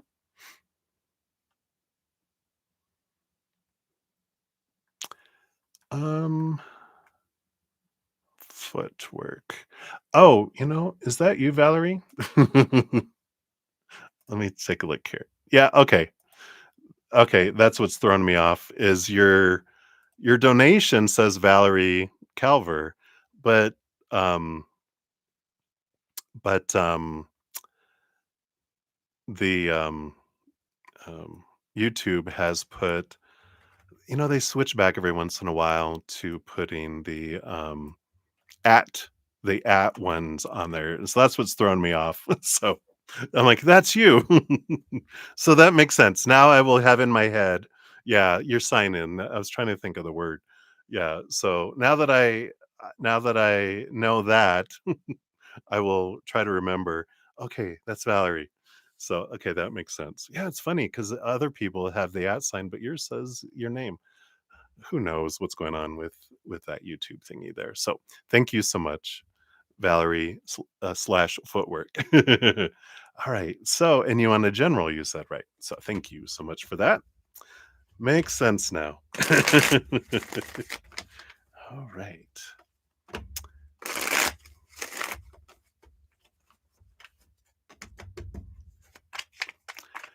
So let's see. What does Spirit have for you today? What do they want you to know? Okay. We do have these two. This one. These two. This one. And this one. And I do want this one too. All right. What do we have happening here? All right. Scooch these over. The bottom of the deck, you do have the Hermit card on the bottom here. So, there is a little bit of energy here of, you know, if you're looking around like relationship wise, this is more of an overall energy of it's a time for you, it's a time to spend, it doesn't mean you have to be a total hermit, but it is about a nudge to go inward and upward, connect with spirit, of course, and but it's a lot of reflective time. It feels like this energy, and I don't know. There's just like some clarity and some wisdom that's been coming in and will continue to come in here. But it's like something is working itself out, and we'll find out here through these other cards here what that means. But that's kind of the underlying energy. Your first card of your reading is the Wheel of Fortune, which is a message that, yeah, sometimes, our human has a hard time believing that everything that unfolds in our life is for us. That's the fortune, the tune of for you, right? Sometimes our human is how is that for me, right? But when the Wheel of Fortune comes out, it's a message telling us and reminding us that regardless of whatever happens, it is for us, for our highest. It's not a punishment. If there's a delay, the delay is for us. If something doesn't work out, then that means there's something, an upgrade for us somewhere. It's always for us. And when the Wheel of Fortune comes out, it's also that eventually in the near future, our humans will even be like, I can see how that's for me. So that's a good card to start off with because it's really this progression, this understanding. If something doesn't happen, it's like, I get it. I understand why. I'm okay with it kind of energy. Which then leads to two cards, which you have the Eight of Pentacles and the Four of Cups. The Eight of Pentacles is putting in like the blood, the sweat, the tears, and that you are will begin to see the fruit of your labor. The Four of Cups is kind of like a stagnant energy. It's like emotionally, it might be like, I feel like I've been waiting for something to unfold and to come forward here in my life, and I'm doing the stuff. Where's the fruit, right? I've been working on this apple orchard for years and no apples. What the heck, right? But I feel like now is the season that's coming up with that Wheel of Fortune, the number 10. It's the wheels are turning. The Eight of Pentacles is also the outside world, the doing the blood, the sweat, the tears. You're starting to see the fruit of your labor is starting to head towards you. So this time period of the Four of Cups where you kind of feel like everything's kind of flat and there's no progress, it just kind of things just kind of there is about to change and move forward here. Which brings you to the next two cards, which is the Eight of Cups and the Five of Wands. Yeah. I do feel like with both of these coming in here, maybe if I do it this way, you can see 'em a little better. But the Eight of Cups is about leaving behind emotions and relationships that don't serve you anymore. And the Five of Wands coming in here too is about drama. And I kind of feel like this combination is it's okay to let go of people or dramatic situations um, in your life that suck the life out of you. It's like, well, I, sometimes we feel guilty and we don't, it's like, well, I'm the only positive person in someone's life. And it's like, well, but not at the expense of your own, um, health, both mental, emotional, physical, financial, energetic health, that it's okay to spend less time. If you don't feel like you can step away completely, you can at least limit it. And um, and I feel like that's an important thing here because there is an energy, like if you're looking for love or looking for a dream or something to come true that you'd want to invest emotional energy into. If our emotional energy, if my emotional bank is near bankrupt because I'm giving so much to everyone else and to so many emotional situations, my heart knows I don't have enough for a love to come into my life or for this passion project or dream to come into my life. So it's like, no, we can't let it because it'll overdraw us and then we're dead, So that's the way the heart looks at it. We'll have no emotional energy at all. I can't live without emotional energy. It's like, no, we can't. And so it'll keep things at bay until we, start kind of taking an emotional inventory. What are those relationships that don't serve me anymore that I'm keeping alive, that I'm doing out of guilt or out of obligation, right? And it's like, no, I can start taking some of this energy back for me and any emotions that I have pushed down, even early in our life, especially 7 years old and younger. We have a lot of anger and sorrow that we push down because when we're that young, yeah, there's three ways that a child reacts to life: laughing and smiling, crying, or anger and tantrums. Usually only one of those 3 is very supported by adults, right? Which is the happy child. The other, "Quit your crying, I'll give you something to cry about," or, "If you don't stop your tantrum, I'm gonna give you a whooping. How dare you get angry? You're not allowed to get angry." So what do? We don't know what to do with all that. We push them down and we it takes energy. Those, emotions are charged, which takes energy, and then keeping them suppressed so we didn't get in trouble also takes energy, and they just been down there. We just kind of been investing. It's like having a storage unit that we put stuff in and we it's automatically withdrawn each month. We forget that it's there, but it's taking up power. It's taking up emotional bank. So anything we can do to get that energy back helps move forward. And I feel like that's what there's this transformational energy that comes in there about building up your emotional bank because then your heart will allow love to come into your life and allow a dream to come into your life too, if that's two things that you're looking at. Then you have the world card. Yeah, an ending of a major cycle, the beginning of a new adventure. You do have a victory headed your way here. And it's also, you're reaching a point where you're ready to let old ways of thinking go, look at a world of possibilities and stepping forward. I feel like the stuff we've talked about is kind of like steps and precursors to that happening. But that is in your future. And if you want it to come in faster, then the more work we do on releasing that emotional energy and, getting all that, our emotional bank filled is what speeds it along too. You also have the 3 of Pentacles. Yeah, creativity, being true to your authentic self, not trying to live up to someone else and do what everyone else wants, but being more true to your path.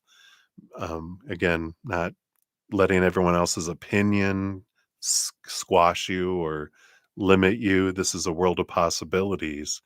And I like that these cards coming out next to each other with the world card because that is a card of like a child looking at the world, like anything can happen kind of energy, right?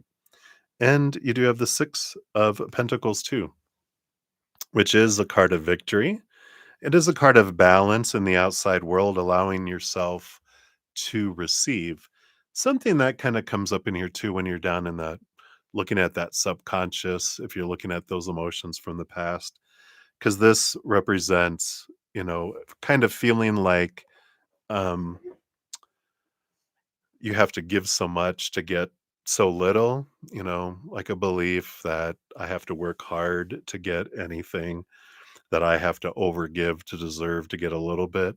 That goes back again to that 7-year old and younger when we're there when we gave a lot, or at least our inner child feels like it gave a lot to people and got very little back, and so it has this subconscious belief that's been bouncing around below the surface for a while that's been, um, saying that, you have to give 1,000 love coins or 1,000 success coins to get one back, and so that also can keep things at bay, even though consciously we feel we deserve it and we want it, our inner child's like, "Nuh-uh, you don't deserve that yet, because I was told it's 1,000 to 1 and you're only at 800, you still have 200 more to go before you deserve one. Then I'll let the force fields down and let stuff come in." But I love this progression for you because I feel like, in a way, they're celebrating what you have done. They're giving you some hints on some things you can do that can help speed it up and bring it towards you as well. But there's no right or wrong. There's never any pressure from spirit. They're like, since you asked, this is what you could do. But we're along for the ride. We don't care where we're going. It's like when you ask your dog, go for a ride. It doesn't care where we're going. They're just like, yes, let's go. Right. That's like spirit. All right. Let's see what your fortune cookie says here, too.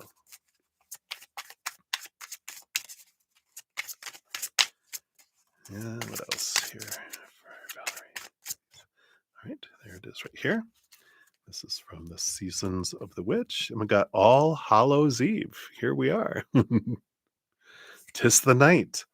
Card number 1, call upon the voices that stir your senses through the night. Cast an unforgiven howl as you stomp your might through the ground. That's the magician energy of the one, which I love that because that is, I got everything I need within me. I'm the one that's going to make stuff happen. Yeah, and it's emotions and summoning. So, um, we've got Samhain, Halloween, Feast of Apples, November's Eve, Hallowmas, Shadowfest, All Hallows Eve. All mean different things to different cultures, but have the same intention. A day to honor those who have passed on, as well as celebrating the passing of summer and the coming of winter, right?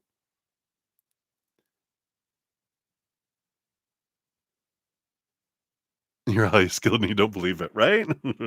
So on the night, the veil between our world and the next is at its thinnest. Spirits are given a chance to pass over to find their resting place, and loved ones who have passed on can visit. We can take advantage of this magical time by harnessing the open energy from the spirit realms. Communications with spirit and guides are more natural than any other night of the year. It's a beautiful time to deepen a psychic practice or start a new one or to call on the help of the powers that be. So that's something they're saying. You can call on us to help you. Working magic on this night is likely to lead to success even if you've never worked a spell before. So if you pulled this card, you are being called to summon your inner magic. The spiritual realm is smiling on you and is waiting to be made use of. Some additional ways to use this energy is to create an altar that stays throughout the year or working with one of the correspondences um, of the Samhain.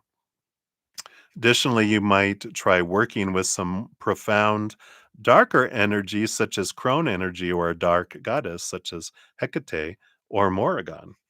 Calling on a deity regularly will help you develop the ability to summon your power at will. I love that because it's what you were saying about, what's my best way to evolve? Um, you're highly skilled and you don't believe it. It's like getting in tune with your magic. And you even had the hermit, which the more you can spend connecting with the higher realms and realizing because they will show you the powerful being you are. They're going to give you that eternal unconditional love, which is what we're hungry for. And then the more we turn inward and upward, we realize the outside world is it's unstable, it's temporary, it's fickle, constantly changing. And if we're defining our worth by that, then we feel that instability and all that.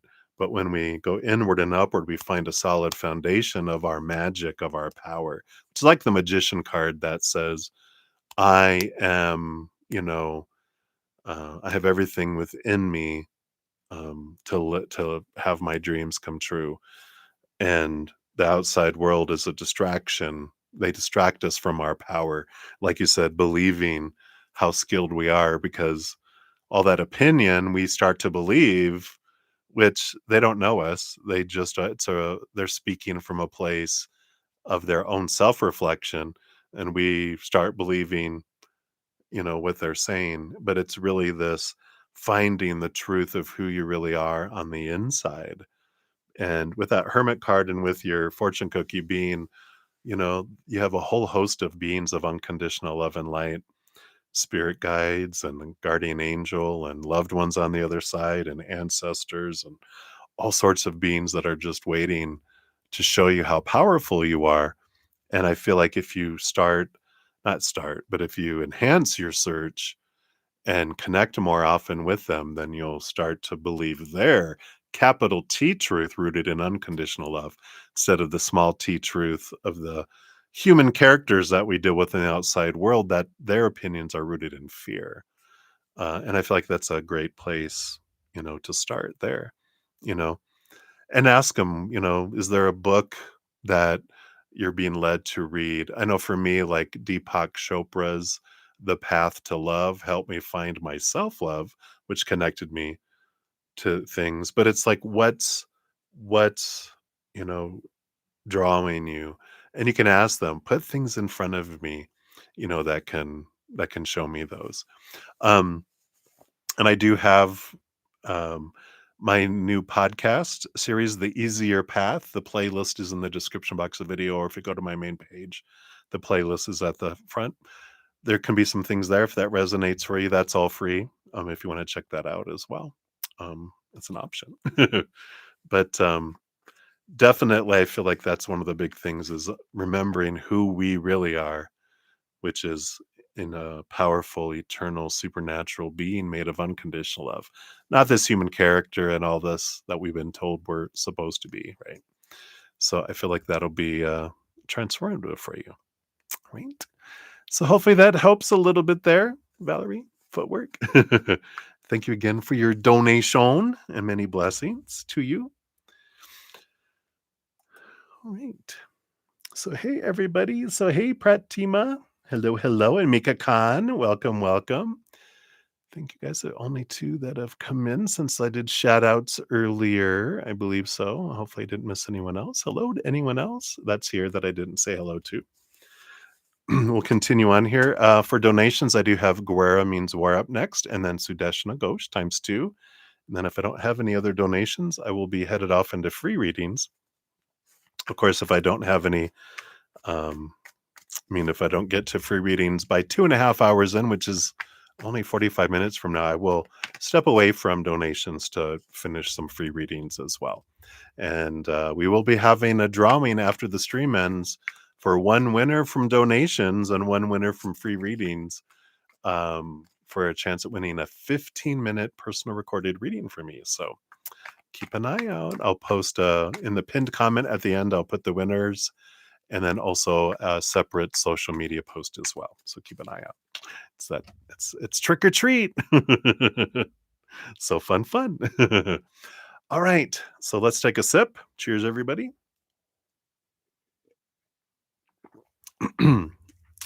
Coffee mustache. And let's jump back in. So we've got Guerrera means war. Hello, Guerrera. Let's put your timestamp out here. Thank you for your donation. I'll give that a love and a like here. Hello, my friend. So, what do your spirit guides and ancestors most want you to know at this time? You are very welcome. In fact, for your fortune cookie, we will pull from the ancestor spirit oracle, since we got some ancestor energy in the house this evening. All right, so let's give this a shuffle. Let's see what they have here for you.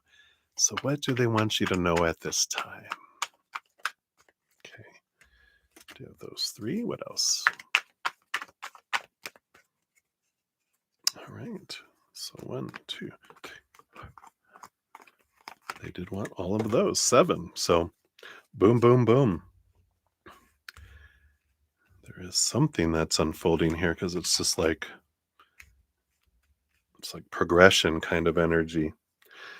Bottom of the deck, you do have the Temperance card, which makes sense, which is alchemy, something slowly unfolding. You even have the Hanged Man underneath that, which the Hanged Man is also 2 Patience cards on the bottom of the deck. Oh, crap, right?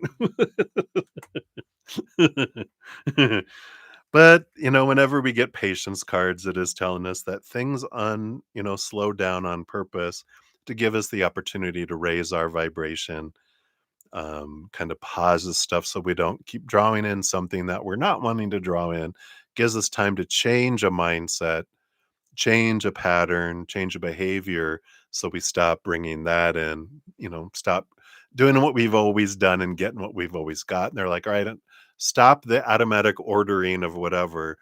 And then we have time to research to, replace that with something that is more in alignment with our energy. So I like that for you. So let's see what we got here. So the temperance, the alchemy, something slowly unfolding, but eventually it turns to gold, right? You have 3 cards before we go into the 7 here. So this is the beginning. We've got the Knight of Cups, a bit of a quest for self-love. We have the 10 of Pentacles, which also the combination of those two is kind of like the pursuit of a relationship, and the King of Cups, the pursuit of the perfect partner kind of energy coming in here. all three of those together. The King of Cups, they roll over the cup suit with the Queen, but all the kings also get a second portion of swords. So there's this balancing energy of head and heart that comes in with that King of Cups, but it also is one of my cards that represents like a very compatible person because they're able to share their feelings, because they can communicate their feelings, but they're not so emotional. They're unstable, but they're not so much in their head that they don't know what an emotion is. It's a beautiful balance, which is what represents your energy, right? So I like that. And it feels like this energy is about evolution, transformation, that relationship energy feels very slow, but it's given you the opportunity to let old ways of thinking about your self-love go so you can raise your love vibration, raise your self-worth, raise that energy. So you don't keep drawing in what you always drew in before. You like my sound effects. You get to draw in a higher vibrational relationship, love relationship. So I like this for you. Let's see where we're at in this little progression here, these cards. You do have the Page of Swords. Yeah, this is about gaining clarity and kind of letting go of old mindsets, old ways of thinking, um, getting rid of expectations, those small t truths rooted in fear about who someone is supposed to be, who they should be, how you're supposed to meet, how the relationship is supposed to unfold. Where's it supposed to progress to? Is it supposed to bring you? What are you supposed to bring into the relationship? Who are you supposed to be? It's exhausting when we're trying to live up to all these rules, all this opinion we've been given all our life. But this Page of Swords is this taking us to a new level, see things differently, cut away. It's a double-edged sword that the Page of Swords brings you because they hold the Ace of Swords, gives you the ability to cut away those old mindsets, see things from a place of unconditional love and joy and laughter and gratitude instead of from fear. So there is this releasing of expectations is part of what's going on in this pausing period. This is at the beginning, so it's probably some stuff you've already been looking at that you're continuing to do. And the other Judgment card, of the calling to your true dream. I don't know why this reminded me of the Beverly Hillbillies. Come on, Mo. I don't know why, but maybe it's the hat. But there is this great energy with that too. It's you're being pulled to see things from a higher perspective, a different perspective.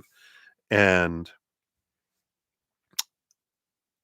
that's all what all this was about with this, not from the place of fear, but from a place of unconditional love, from a place of gratitude. Like, can you imagine a relationship where you go in not wondering, when's this going to happen? Why isn't this happening? Focusing on what's not happening. Instead, we're focused on what we love about someone, the gratitude. And that's like the majority of what we focus on. It just grows and grows and grows. We don't worry about all the stuff that's not happening and the fears and the worry and all that just sucks the life out of our relationship. This is seeing things from a different perspective. In fact, we talk about this in my Easier Path podcast, the last couple. So there's some helpful stuff there. If you don't know that's out there, the playlist is in the description box if you're wanting to check it. Because, yeah, you have the Eight of Swords. Here again is this mental energy, becoming aware of your old thoughts and beliefs and mindsets that would make you feel blinded and bound and trapped and restricted and small and powerless and blah, blah, blah. All these fear based rules, opinions, that were given to us that became our habit, that became our reaction, where we're like, that's not the story. The Eight of Swords can be like your power of story that I can change what things mean. Like everyone's given us their idea of what something should mean, but it's like, well, it could mean that, but I don't have to choose that if I don't want to, because I'm the master storyteller of my life, not anyone else's, but also no one is can tell me my story. I determine my story. People can have the story about us, but that's theirs. You read that, I'm going to read my story. I like this for you. Yep. And then you have the Chariot, the power of choice, energy. And the Chariot is that, realizing and stepping into your power and realizing that every moment I am the one that chooses, again, the story of what I put to everything, the emotion I'm feeling. No one makes me feel any way. I choose to feel how I'm feeling. I choose my physical actions. I also choose my energy, what I'm putting forward, what I'm focusing on. Whether I'm focusing on my fears or I'm focusing on gratitude is up to me. And there's no right or wrong choice. There's just different choices that bring different outcomes and different experiences. From spirit standpoint, there's no judgment. They're just different. And if we can stop beating ourselves up and thinking, oh, these choices and blaming other people for how we're feeling and we're thinking and how we're acting and what's going on in our lives, when we take responsibility and go, I'm the one that gets to choose all that. And I get to release my responsibility I'm feeling for everyone else's life, going, I can't choose for them. They can only choose for themselves. I'm going to start by choosing for me. And once we're in a process of choosing for us, then we can start choosing how we're acting around other people, knowing that we can make it harder or easier for people to choose higher vibration or lower vibration. But really, the majority of our time is spent on focusing on us because you can give someone the world and they can still choose to be sad, z's about it, or upset or whatever. And you're like, yeah, why am I wasting energy trying to influence everyone else? I'm just going to be love. I'm going to be me, be love, and then enjoy. Right. And I feel like that's what's coming in here with the chariot is it's not about trying to achieve and trying to be in a relationship with all this other, relationship cards in the beginning. The perfect person I'm looking for is me, myself. And then once I fill up on the inside, then I can find a relationship that matches that self love. But I can't love someone more than I love myself. I can't receive love from someone else more than I love myself either. Right. And if I love myself this much, no matter how much love I'm going to push out, it's only going to trickle out. And no matter how much love someone tries to give me, it's just going to trickle in. But the more I expand my self love, it also expands my ability to give and receive love to the outside world because every relationship in the outside world is a reflection of my self love. So, one of the biggest things that we can do is work on getting rid of the barriers that stand between us and remembering our self love and the powerful love we have, and then it takes care of itself, really. So I love that. And then you have the Four of Pentacles. Yeah, this is the Four of Pentacles. And I feel like this is a good progression and good reinforcement of things that you're learning here because the Four of Pentacles, does say when I define my worth by the outside world, by relationships, the three buckets: relationships, situations, and things. I feel unstable because all those things in the outside world are unstable. The only stable thing in this realm is the eternal, unconditional love of the higher realms that exist in our own heart. We can't find it out here till we find it in here, right? Because if I can't find it in here, I'm not going to see it out there anyway. So again, there's this energy of realizing, people change, people walk away, people pass away. So relationships with humans are unstable. I define myself by that. I feel unstable. Situations, jobs, education, whatever situations never stay the same and things break down, blow up, burn down, stolen, deteriorate, right? So unstable out there, eternal, unconditional love. Eternal meaning it never ends, right? Unconditional, meaning not even one condition. It just takes one condition to be conditional. So zero conditions, nothing we have to do to earn it, nothing we can do to lose it either. So that's the solid foundation we put our worth on. It's where we find our self love, our self worth. And then that world starts mirroring what we're being on,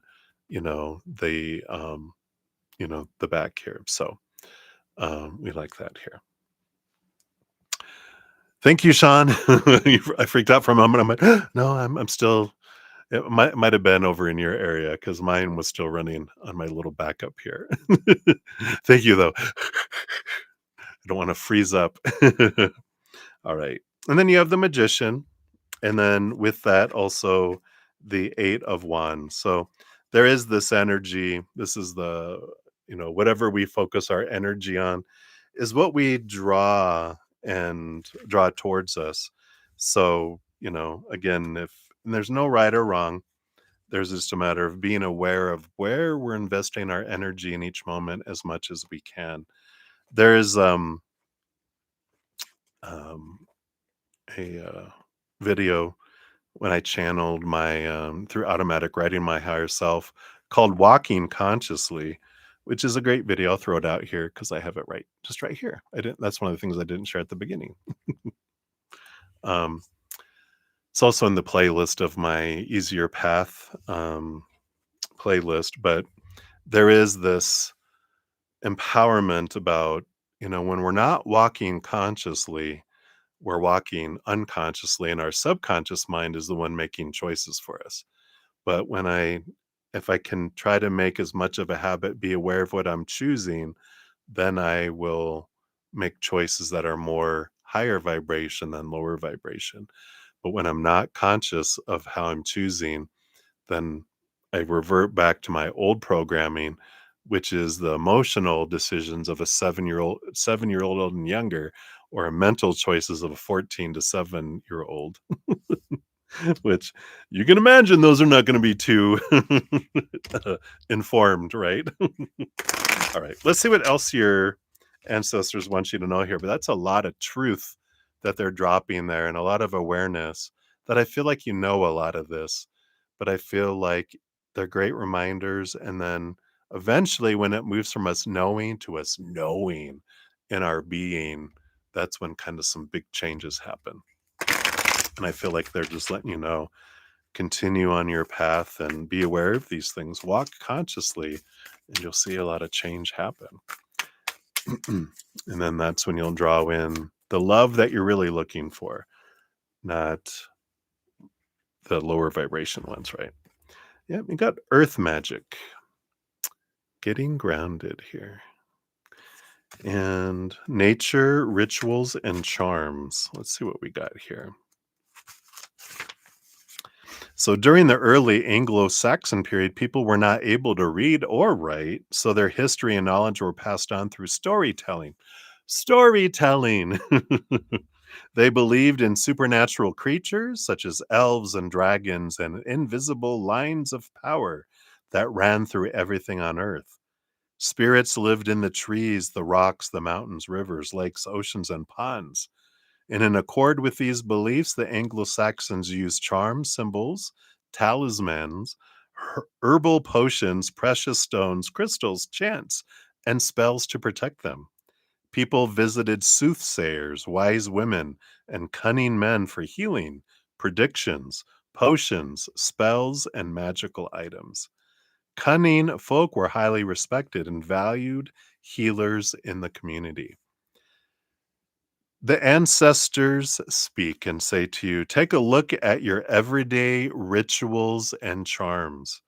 Find ways of bringing some magic into your daily routine, right? Walking consciously. Watch the sunrise or dip your toes in the ocean and invite the wonder and healing of nature to your world. Incorporate ritual into your spiritual practices. Herbs, crystals, or natural remedies may hold an answer for you. Interesting. And the divinatory meaning of the card says, learn more about earth and water spirits and how you can connect with their energy in and around your environment. Go to a place in nature that draws you, such as a forest, mountain, river, or the sea. And once you feel you are at the right place, psychically protect yourself, quieten your mind, meditate, and focus on what you feel around you and what you see in your mind's eye. You may be surprised at the nature spirits you sensed around you. This card may also be prompting you to make a talisman for yourself or to carry a protective crystal with you. Wow. And I like that. Even if it's the crystal is a reminder to bring you back to consciously walking, consciously connecting to spirit. That's another great way to do that. Phone reminders on your phone, sticky notes if you're into sticky notes like I am. I used to have when I had a car, I would have a little dangly angel that every time we hit something, it had little bells on it that ding, ding, ding, ding, get your attention and like, oh, that's right. Come back, come back, come back to consciously walking, right? So hopefully that helps, Guerrera. That is what they have for you right now. So many blessings to you. Thank you again for your donation. I greatly appreciate that. All righty. Hey, Sean G in the house. Thank you again for communicating just in case. I know ever since that day, I keep the stream running on a separate computer so that I can see if it starts to circle and disconnect. But thankfully, knock on wood, and thank you, Spirit, haven't had anything happen since then, right? Because I'm watching. All right. So we do have Sudeshna Ghosh times two, and then Sean G, you will be up after that. All right. All right. Let me just make sure here.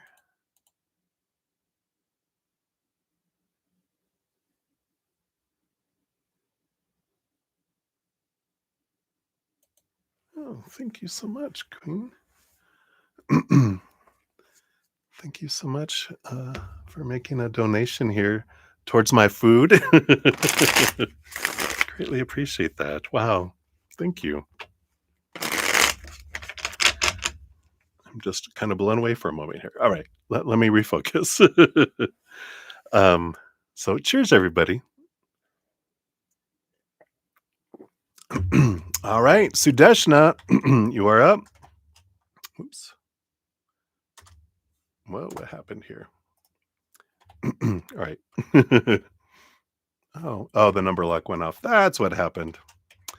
All right. So let's try that again.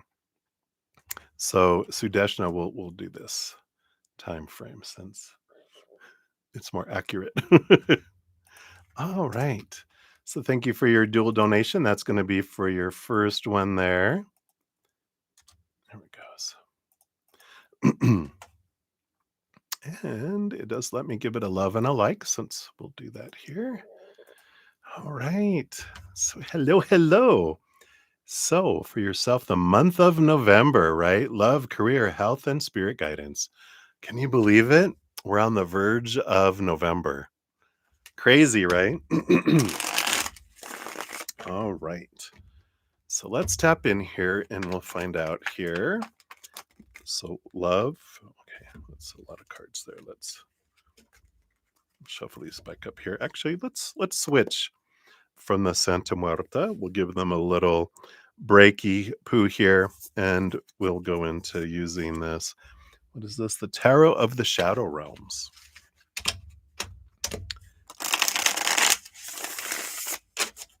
All right. So let's look at love first for November. Okay, we got that with that underneath. And then we've got career. Right. Yeah. Career always seems to be the one I think that has the most activity for you. Health, of course, as per usual, disclaimer about health in the description box of the video. I'm not a licensed medical professional, so tarot is for fun and for entertainment purposes, right? And then spirit guidance for the month of, okay, I feel like that's it. And then, of course, we'll get a fortune cookie too here. All right.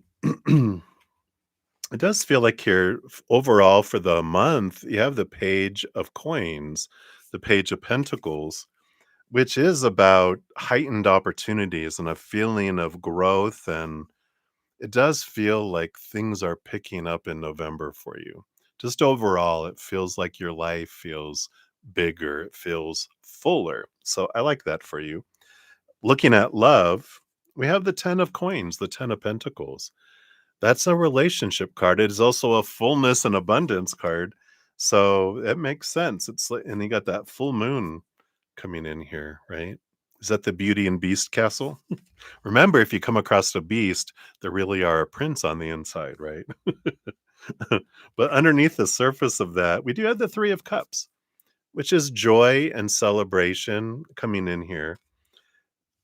And so relationship is moving towards you. This 3 of Cups, though, tells me that you're gaining like a close personal friend or 2, probably more like 2, but it's like 2 best friends that are becoming the foundation of your, um, support group, and you all support one another as you go into relationships, kind of as anchors, not allowing yourselves to be pulled into losing yourself and trying to become who you think the other person wants you to be, but really helping you stay authentic to yourselves. And all 3 of you do this for each other. So it's this nice little group. And I feel like that comes in first. That's under the surface. And that's before you meet this to come in here, but I feel like they wanna let you know it's on its way, but this happens first because this is very important to meet these 2 people before you meet someone that you'll end up in a relationship with. I even feel like with that 3 of Cups, I feel like you meet them through hanging out with this group of, 2 other people, whether it's a roommate or a friend or, um cousin or you meet them at a party that they're or something that you guys are doing together, but you it is because of these 2 individuals that you end up meeting this next person. So, there you go. If you already have your 2 besties, then you're on track here, but if not, then be open to developing that and seeing who you connect with. Um, because it's not just anyone. There are these people that you guys, all 3 of you feel like sisters from different misters, right? They feel like sisters even though they're not blood related, and it's like 3 peas in a pod. It just you feel that support. Career for November, you do have the 5 of Cups. There's a little bit of sorrow, lower vibrational emotional energy. Let's see this is about here. You have the Empress choosing for you, following your heart. I like this, and the King of Cups, yeah. Balance between your head and your heart. I do feel here that, and we'll see what this underlying energy is, that November is a month where you feel really disappointed in the job that you're in now, which really helps you go, "You know what? This is I'm becoming so uncomfortable with where I'm at and so unfulfilled. I'm ready to make a leap and go and try to something that's more in alignment with my heart, with that Empress energy," right? Yeah, and the 2 of Cups. The emotional choice, following your heart, regarding career, is important here because there's this battle that happens between the head and the heart, and the mind wants you to do something, but the heart. So I definitely feel like, November feels like a month that it just a big, um, emotional kinda drop in your satisfaction at work. And you're just like, I don't feel appreciated. I don't feel like this is where I want to be. I just feel, ugh. And that's important. And because the more ugly you feel about where you're at, then you'll want to make a leap and something that you'll be so much happier for as well. So I do feel like you're really igniting to make change in November as far as career. Health wise, you have the Page of Swords. A lot of clarity from health coming in here, and the Ace of Swords. Yeah, all the swords. So they're both the ace and the page is about seeing things from a different perspective. And it's like getting a lot off your mind. And I feel like this is important. We've talked about stress, and I feel like this is the source of the stress is these mindsets and the overthinking and really it's being tied to small t truths rooted in fear that ends up being that's where the anxiety comes from, right? And when our body is feeling anxious and striving for all these things, right? Then our body's in fight or flight mode. It doesn't get to heal. It doesn't get to work at its perfection that it is because it's designed when you're stressed, it shuts off things.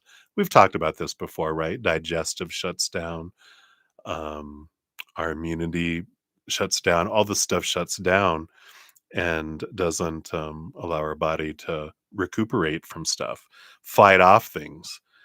So that's very important here. Yeah, you have the 9 of Wands, this feeling of hitting a wall, right? Um, and a lot of energy being invested. So I feel like it would do you really a lot of good in November to really get to the root of where your anxiety is, because it will change your body's functions amazingly. So I feel like that's important. And then spirit's guidance for you. Yeah, you've got the Wheel of Fortune and the Ace of Wands, which is an ending and beginning energy, knowing that whatever comes across your path is for you. And the Ace of Wands is truly finding your passion. There's an energy there of, let it be a month of let go of the things that don't serve you anymore. Um, I feel like it's a month, usually it's like persevere, hang in there, don't give up. November feels like a month of let go of stuff that you've been trying and trying and trying. Just say, nope, this isn't working. I'm going to go invest my energy. This is a poor investment of my energy. I'm going to focus it somewhere else, whether it's love, relationships, career, health, whatever. It's like, this isn't working. I'm trying new things. And I feel like that's a month to do it here for you. So I like that. Let's see what your fortune cookie brings in here. And then we'll look at your second one here. All right, try that again. All right, there we go. So for the month of November, you got the coming of winter, card number 11, meaning November, right? It comes in lullabies deep within your mirrored flesh. Alas, it is time to lay your quivering chest upon the winter's coming. We'll see what that means. Sometimes poetry escapes me. All right. So this is reflection and rest. So it is definitely a month of reflection, right? The outside world can seem such a cold and distant place. It can be tough to navigate the trail buried beneath the snow. It is hard to feed your soul when your surroundings offer little nourishment. In the dead of winter, life can be beautiful, still, peaceful, blisteringly cold, unforgiving, changeable. There is but one thing to do when the winter storms come blowing: seek shelter to rest, recharge, and reflect. We must all take refuge within ourselves from time to time. Our souls need the energy of winter to slow us down so that we can serve our strength for when we need it.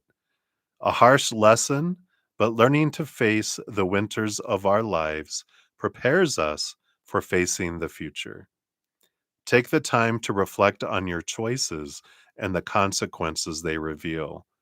Look for ways to evaluate the path you've walked.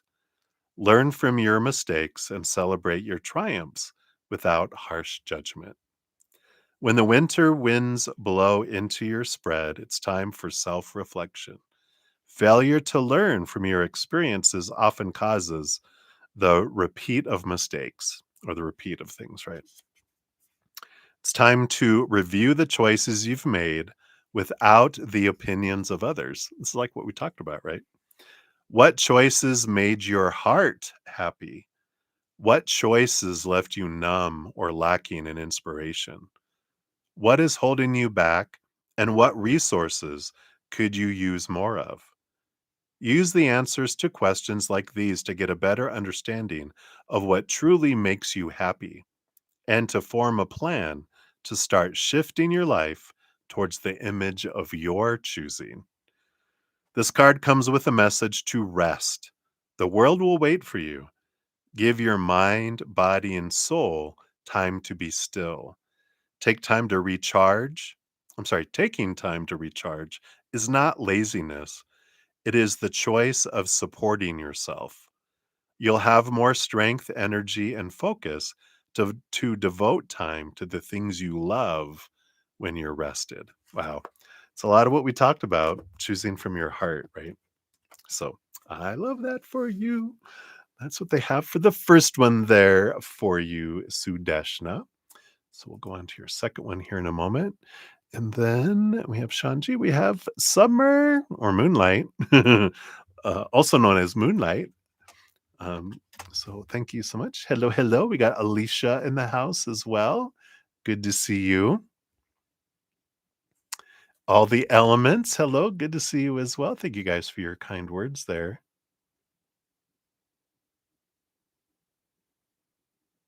Yeah, I love those.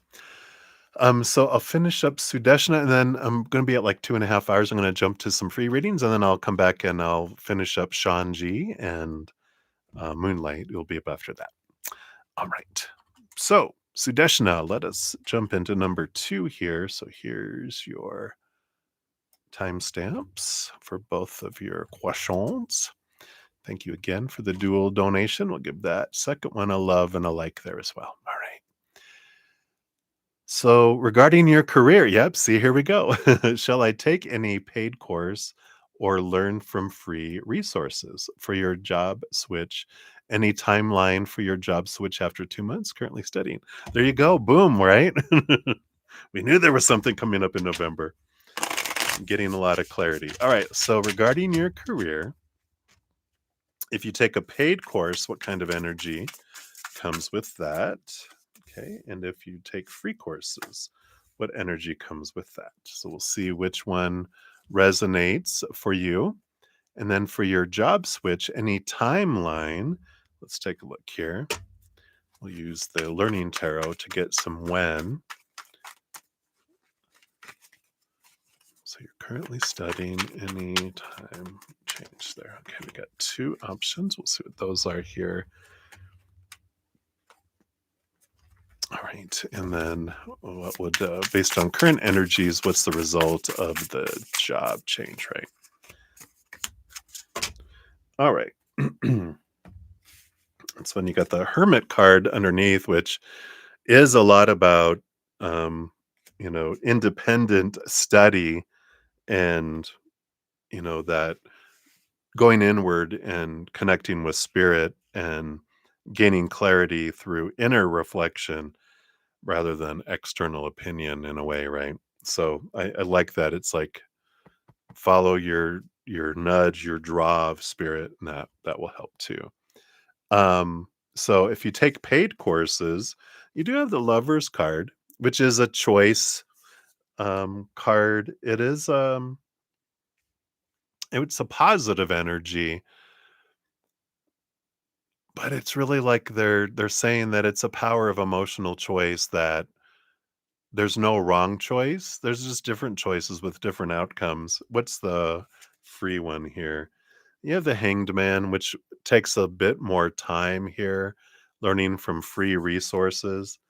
So they're like, yeah, either way you get where you're going, but I feel like probably paid courses, it feels like would be faster because of course, when we pay for something, we tend to put more energy into it, because we're like, um, I'm paying for this. I'm going to get everything I can out of it. Right.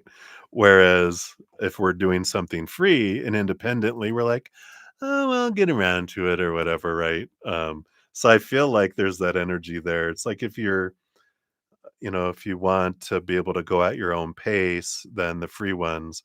But if you want to, like, you're really determined to get something learned and completed, then, paid courses can be that. But there's no right or wrong with those. I feel like it's just awareness going, yeah, one could take longer than the other based on current energies. And maybe that's why they gave you 2 cards. If you do, the current study, and if you do paid courses, yeah, you got the devil card, which is work energy. December 22nd to January 19th is what's coming in with that.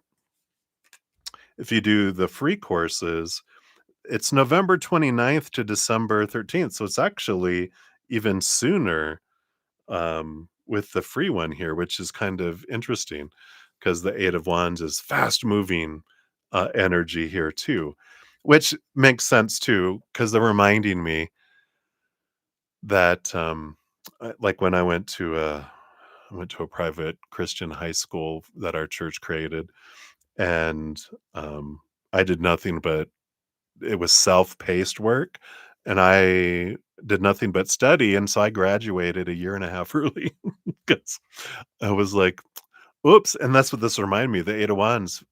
If you if you self-pace yourself, you could actually get stuff done faster if you're really motivated, as well. So that's a good reminder to come in here as well that you could actually, with free stuff, even do it sooner because you can self-pace it, right? And you can learn fast and get through things faster than learning with a class or, where you're having to do things at the pace of an instructor, right? Interesting. So either way, based on no matter what you choose here, the outcome is going to be the same, with this here. You have the 10 of swords, which is letting go of all the expectations. You got the ace of cups and the seven of coins. Yeah, it's like the seven of pentacles. The last thing that grows on the fruit tree is the fruit. Ace of cups is follow your heart and letting your expectations go. I feel like that's an important thing to really understand, that no matter what we're trying to achieve, if I have a lot of fears of supposed to be and should be and need to be, those expectations, as we talked about, suck the life out of things, right? Um, and it makes things go really, really slow. They become anchors. All these fears, these that feeling of need and want, it's actually lack energy that just slows it down, pushes things away. But going back to like the lover's card, if I make a choice of gratitude for what is and enjoying the journey instead of trying to get to a destination, then I have more success as it comes into that, as well. So some important energies, regarding that, because they're like, it doesn't matter what route we take on the external world, it's about the route we take on our internal world that makes all the difference. Because the world, outside world, is a reflection of our inside world. We don't see the world as it is, we see the world as we are. So if I change stuff in here, then my outside world automatically starts changing with that. So hopefully that helps. Let's see what your fortune cookie is here. See what else they want to give. We're going to go to the Santa Muerta for your second fortune cookie here. What else? Whoa. Simmer down now. I'm getting a little bit carried away there. Is it still working? Yes, it is. Smack. The green light is on. I didn't hit the mute button. We're good. See, it's all about recovery. Maybe I'll shuffle over here. There we go. All right. You got card number 4. Look at this powerful, powerful colors. Surrounding a little planet down there. Let's see what this brings in here for you. It's love. How beautiful, right? The love illustrated in this card is not to be confused with Eros. This card represents the original unifying force, the basis for universal solidarity that consents our evolution and change. It is a continuous phenomenon, a flow originating from the first cry of the universe, of our galaxy, down to the planet we inhabit. A web that connects every single atom and that reminds us that our present derives from the past and that it is in our best interest to act constructively to build a positive future. So our moments of now create our future, right? The advice of the dead to you: act responsibly, bearing in mind not only your needs, but also what they will cause in the environment you live in. So, being aware of your impact, is an important energy here. But I feel like it's the main thing they wanted to focus on with all that is realizing that the now is what matters, not the future, because the future is created by your now. So trying to get to the future doesn't help. It's about embracing and living in the moment, because that's what constructs your future, if that makes sense. Right? So that's what they have for you, my dear. So I'm slipping off the chair here. Actually, my pillow's fallen. Come on. There we go. Wasn't gonna help for me to get back on there because I was on the edge slipping off. All right. So thank you again, Sudeshna, for your dual donations. Like I said, we have Shanji will be up next, and Summer or Moonlight. You're the two donations that'll be up after I go complete some free readings. Since we're at 2.5 hours in, I'm going to complete some of those. Don't forget, everybody, I'm going to have a drawing after the stream is done with one winner from the donations and one winner from the free readings. And that you'll win a 15-minute personal recorded reading. I'll put the winner on the pinned comment at the end of the session once I finish the stream. And also, I'll post a separate social media post on my Facebook. What else am I on? Instagram, Threads, and on the community area of my channel as well. So that's where the winners will be listed. All right. So let me grab, we've got Touch of Love will be the first up here. So we completed those. And then we have Musical Beer. Let me grab yours here. Scroll down a little bit here. And so we did those. We did those. And then we have The Bong Story. Okay. So we did those, we did those, we did those. And we have Livia Eva Garra. Boom, boom, boom. Okay. Okay, we did those, we did those. Okay. We have Ken. That's lucky, right? When they have the @ signs, I'm like, I think I know who that is. All right. So we have Ken. I'll call you Ken just in case. Okay, we did those. We did those. May not have a whole lot. I know everyone's kind of busy here with Halloween and all those kind of celebrations. We got Mika Khan. Okay, there we go. That is a question. And then Pratima, your name is Lipsa. Hello, hello. Let's grab that question here. All right.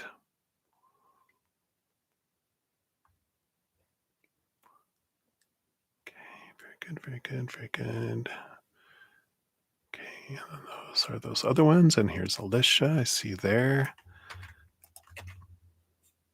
All right. So I think that's it for the free readings to start off. And so we'll complete those. Let me just get these all prepared here, and then we will jump in. I'm glad you're excited. I'm excited too. Let's see what Spirit's got going on. All right. So up first, we got Touch O' Love. Let's grab your timestamp here. And you would ask, what's coming up for you? That's right. You had a bike crash. What should you be aware of? To stay off bikes. No, I'm just kidding. I am dangerous enough walking. I stay off of bikes and motorcycles. I can drive a car okay, so knock on wood. All right, let's take a look here. Touch of Love. What do we have coming up for you? Just a reminder, free readings are just 1 to 2 cards. They're a little faster, of course, as well. All right, so I got one there, and then this one here. So what is coming up for you? What should you be aware of? Judgment Day is coming. No, you've got the Judgment card. Beautiful card here, along with, wow, the Wheel of Fortune. Look at, you got the number 10X, Wheel of Fortune, and double X for the Judgment card here. 3 strikes, you're out. No, not at all. This is a beautiful combination. 2 major arcana. This is, the Judgment card is like you're being nudged and called and drawn to something that's like seeing things from a different perspective, but being drawn out of your path into a different direction, something with the Wheel of Fortune that even your human is going to see that this is the tune of for you, that it is something that is aligned for you. But there's all this ending and double ending to bring in beginnings with all these 10 energies that are here.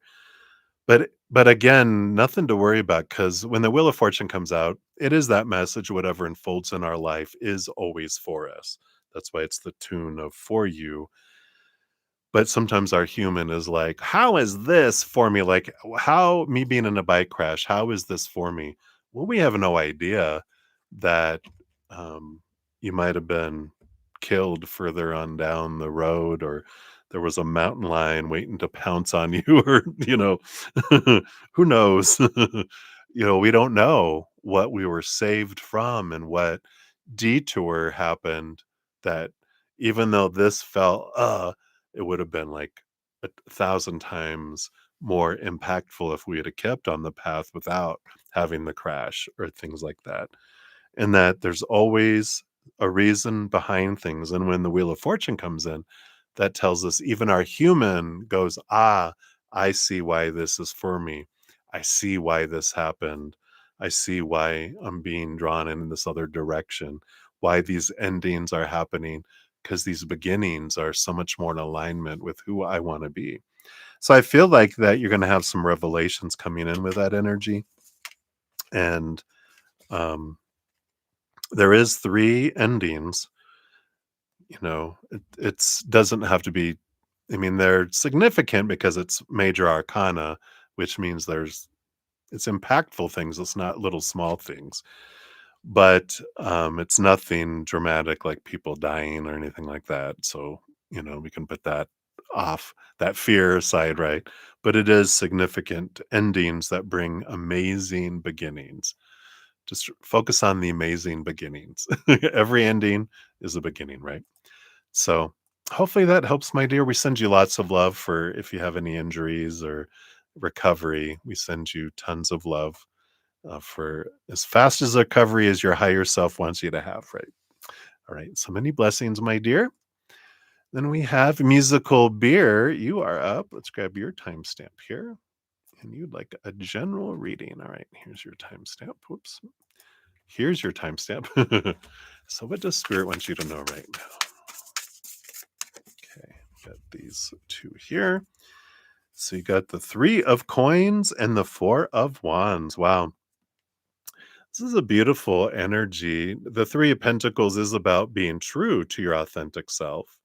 And the Four of Wands energy is about joy, celebration. Um, and so I love this. There's like kind of an overall underlying message of you are full of joy when you're true to your authentic self. And if you're not in a state of joy, it's because you're trying to be something you're not. And I like that, just that awareness there. But then there's a specific event here. There is a gathering, and I feel like if you are planning something, that'd be funny if you're planning a Halloween party or something, but this gathering, this joyful gathering, the Three of Coins, it's like you can create something so unique if you allow yourself to do it, if you allow yourself to be part of creating this get together.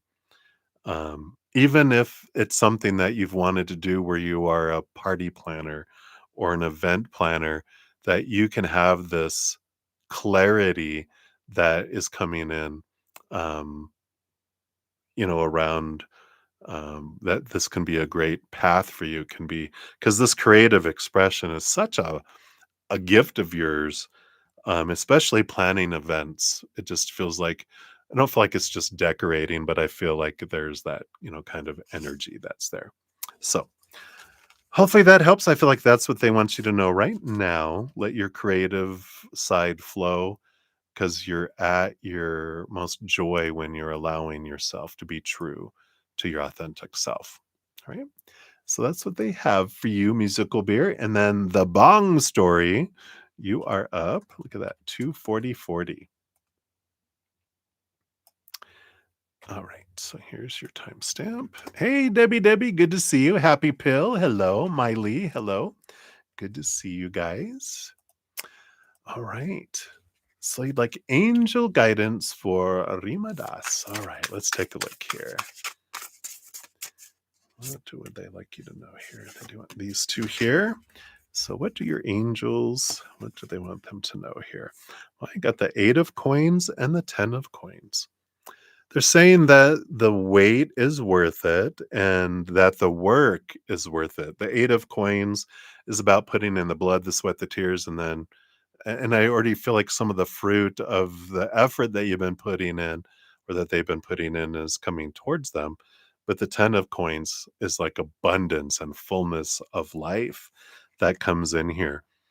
Um, so with both of these pentacles, the outside world, there is this abundance energy of stuff coming forward and coming toward them. And again, they're saying the work and the wait is worth it.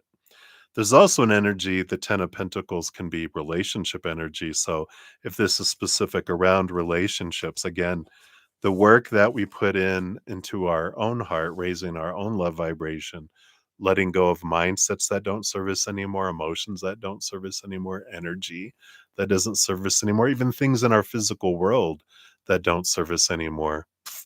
Those things get to go. Um, and that makes space for us to expand and raise our love vibration, which speeds up um, drawing in things of higher vibration, things that are in alignment with who you are. Um, so I like that for you. Hopefully that helps have like a little bit of hope, because that whole thing of the work is worth it, the wait is worth it too. But the amazing thing about raising our love vibration is higher vibration vibrates faster. It does draw things faster too. So the more inner work we do, the faster we draw things to us too. That's good to know, right? All right. That's what they have for you. The Bang story. So many blessings to you. All right. Livier Vagara, you are up. Let's grab your timestamp here. There we go. I don't know. What are Henry's intentions? Yeah, what are his intentions? I'm your big brother. He has a complicated way of being. How should I communicate or approach him? I have no interest towards him, only his friends. Oh, I get you right. With a cross, right? All right. So let's see. What are Henry's current intentions here? We'll pull a card for that. Okay. And then like what's their advice on how can you most effectively approach him as friends, right? So what are his current intentions? You got the 2 of coins, balance, the 2 of pentacles. It's like I feel like they see you as a possibility, like they were like, wow, you could be someone, but I also feel like you're not the only one, so that's good. You're like, there's another choice. Choose them. No, here, take them. Shove someone else in front of them. That's funny. Don't do that. Um, yeah, I know you wouldn't. So, what's your best way in approaching them here? You have the 6 of Swords as the dragon, as the fire breathing dragon. No, the 6 of Swords is let go of our small t truths rooted in fear, right? And look at things from a higher perspective, from a place of unconditional love and joy and laughter. And um, they're complicated, but they feel complicated to us because our thoughts are complicated about them. If we clear our thoughts and go, I'm not responsible for their stories, their choosing, their emotions, their feeling, the actions they're taking, their energy. I can't control that. We can make it easier or harder for people to choose stuff, but I feel like this 6 of Swords is saying, forget all that. Just know that they're responsible for their lives and you're responsible for yours. So if you get out of your head about what they're thinking, what are their intentions, what are this? What are that? What if they like me? What if they don't? It's like, you know what? That's not my problem. That's not my choice. That's their choice. All I can choose is my story, my emotions, my energy, my actions. And, when we look at that complicated, it's complicated. It's like, no, life is really simple. I, every moment is either of unconditional love or the fear of losing conditional love. And it's like, I can have them as friends. And if that's not enough for them, then they can choose not to hang around me. And that's okay. I won't be hurt by that. I'll understand because we know how it is when if we care about someone and it's unreciprocated and we see them flirting with other people or they talk about someone they're interested in and we're like, oh, my heart is it's like, yeah, if it bothers, it's okay not to be around, they'll find someone else to hang around. But I like this release of, knowing that they see you as someone who's attractive and someone that would be a good partner. And you're like, yeah, duh, right? I mean, you know who you are. You're like, I'm a good catch. But it's also about letting go of the complicated thoughts that you have towards them and just make it simple. I'm going to be, if you think they like you and everything, um, you don't even have to clarify it. It's like if they wanna say something, they will. Maybe they do like it, but they also would rather be friends and not ruin the friendship. But if we bring it up and try to clarify it, then we ruin the friendship. When it's like, "You know what? I'm just gonna focus on what I enjoy about them as a friend, and that's all I have to do," right? So, I like that. Hopefully that helps, Olivier. That's what they have for you, my dear. So many blessings to you. All right. Hey, Sonali, welcome, welcome.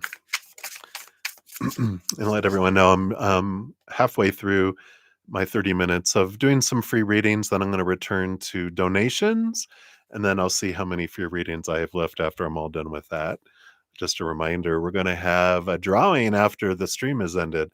We're going to have one winner from the donations, one from the free readings. Uh, there'll be two people winning a 15-minute personal recorded reading. I'll post a on the pinned comment that I post at the end of each stream. I'll put the winners there, and then I'll have a separate social media post too. So exciting! All right, so Ken, you are up. Let's grab your timestamp here. Hey, Sonali. I am doing well, thank you. Hope you're doing well. So, Ken, you want to know if I gift I-17 to my uncles, what will be their thoughts and reaction? All right, let's take a look here. So, just overall, is there more than one uncle? If there was two, I'd pull one for each, but I feel like there's more than two. So, we'll get their overall energies here. Just what are their thoughts? Their kind of average of their thoughts.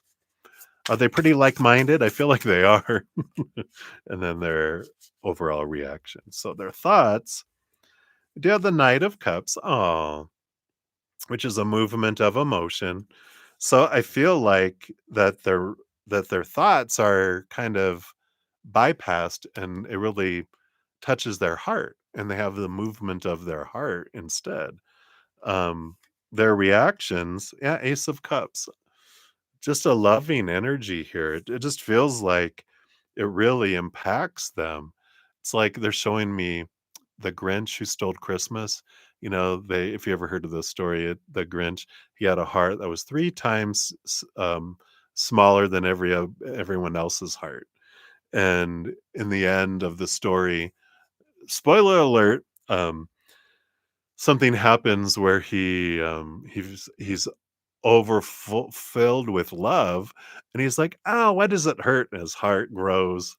And that's what they're showing me is these cold-hearted uncles, that they're probably not that bad, but they're, like, moved emotionally, and it's like, wow, especially if you're doing it now during Scorpio season. We're being ruled by a deep water sign, so I feel like it just moves them emotionally, and they just makes them happy, and they're like, "Wow, thank you so much." There's really all this emotional energy is here. So I feel like it does definitely um, like it just opens up a bond between you guys. So beautiful. That's what they have for you. Easy breezy, short and easy. But I feel like it touches them all because it's unexpected, and they're like, "No, no, you didn't have to do that." And if you tell them, "Well, I love you. That's why I wanted to give this to you," and they're just like, "Wow." They're just kind of floored, I feel. All right, so that's what they have for you, Ken. So many blessings to you. All right, and then Mika Khan, you are up. Let's grab your timestamp here. So, Mika, will you be able to awake CS and M accurately if you use Nishi? If yes, what should I focus on? It. All right, let's take a look here. So, based on current energies, will you be able to awake CS and RN accurately if you use Nishi, not Rishi? That would be different. So, let's see here. If this is anything medical or physical, disclaimer in the description box, of course, not a licensed medical professional of any kind. Um, Tarot's for fun and for entertainment purposes. Just check out the disclaimer. And then, if yes, what should you focus on? Let's take a look here. If not, what else should you focus on? Will it work? You have the Devil card here, which the Devil card is an energy of Saturn. If you put in the work and then you can get the reward kind of energy that's coming in. Part of it is about letting go of mindsets because if we have a belief rooted in fear, then and that's what we focus on. Like if I'm trying to stop something or I'm seeking something, I want something, I need something, that's rooted in that mental area, and that actually ends up being lack energy. Because if I'm not sitting in gratitude for what something is in this moment and I'm searching for something, I'm actually pushing it further away. So I feel like um, if you're trying to awaken something, that the biggest thing is gratitude. To sit in the now, in the moment, and be grateful for what we do have. We can ask the creator for something. Like, I would like you to awaken the CS and the M, and um, and we ask once. They have a great memory. They never forget. We just ask them once, and then the rest of the time is gratitude. Because the more I focus on I want, I need, that becomes pushing away lack energy. If I start focusing on gratitude, going, here, if this is for my highest good, I give it to you, I surrender it. You'll bring it in the perfect timing, in the perfect way, in the perfect manner. In the meantime, what I'm grateful for in my life and what I have had in my life is this and this and this and this. And then I draw in more energy that way, right? So I feel like it's a matter of not so much what's happening like on the outside, it's more about what's happening on the inside. What are our intentions? What is our energy being focused on is what really would impact things. Um, what to focus on? We have the high priestess. It's stepping away from everything, connect higher to the higher realms, look behind the veil, dive deep into our emotions. But the biggest thing I feel is stepping away out of the chaos, out of the drive, and go into that high temple and connect upward, I feel like is the big energies that come in here. So hopefully that makes sense to your situation. But I feel like that is what their message is for you right now. All right. So thank you very much, Mika. Many blessings to you. All right. Pratima, you are up next. Let's grab your timestamp here. All right. There we go. And again, thank you guys so much for all your patience in getting to your readings. I greatly appreciate those. All right, Lipsa. All right, will you be able to pass your audition in 2025 and become a successful K-pop idol? I hope so. Remember us small people when that happens. You're very desperate for it. All right, let's take a look here. Let's shuffle up. We'll look at based on your current energies, will you be able to pass your audition? Okay, thank you. And become a big K-pop. I know, right? Of course you'll remember us, right? Let's see, you got the 3 of Swords and the Queen of Wands with the 8 of Wands. All right. You know, we do have here, we've got the 3 of Swords, which is an expectations equal disappointment energy, but don't give up hope because the Queen of Wands tells you there is possibility here, especially with the 8 of Wands also here too. There's a great amount of energy. So, based on current energies, which makes sense when there's, when we're desperate for something, we're actually pushing it further away. That's where the 3 of Swords um, equals disappointment because we want it and we expect it. But when we're focusing on desiring something so desperately, that's lack energy, right? Because we're not in the now, we're not grateful, we're not in a place of gratitude. When we're in desperation, we're not in an energy of gratitude, right? We're not being like I'm really sincerely grateful for everything that I've had, everything that I'm experiencing, everything I have in my life right now. I'm so grateful. When we're focused on I need that, I need that, I need that, that actually pushes it further and further away because our energy is saying, I enjoy needing, I enjoy desperately wanting it. And they're like, okay, well, we can't bring it to you because then you'll stop wanting or needing it. So we need to keep it from you so you'll be able to experience the want and need still. See how lack energy works? When our energy is of lack, then we're ordering more lack from the universe. The universe just goes, "Okay, that's what you want. We'll bring that for you." They don't judge us. They don't go, "That you shouldn't want that. Let me bring what you really want." We're like, "No, our energy is what drives it and draws it to us." So, what do you do then, right? Well, with this Queen of Wands and Eight of Wands, is instead of investing energy in I need to have this, it's about bringing the energy to gratitude. Really focus in on what are you grateful for? You know, obviously, if you're auditioning, you have a good voice, right? So you can be grateful for the voice that you do have, and grateful for opportunities. Grateful, what are all the things that you're grateful for in your life right now? And then you just go, Creator, universe, if this is what I would like, I give it to you. I surrender it to you. You're going to bring it to me in the perfect way, in the perfect timing, right? I know that's the thing. I want it right now.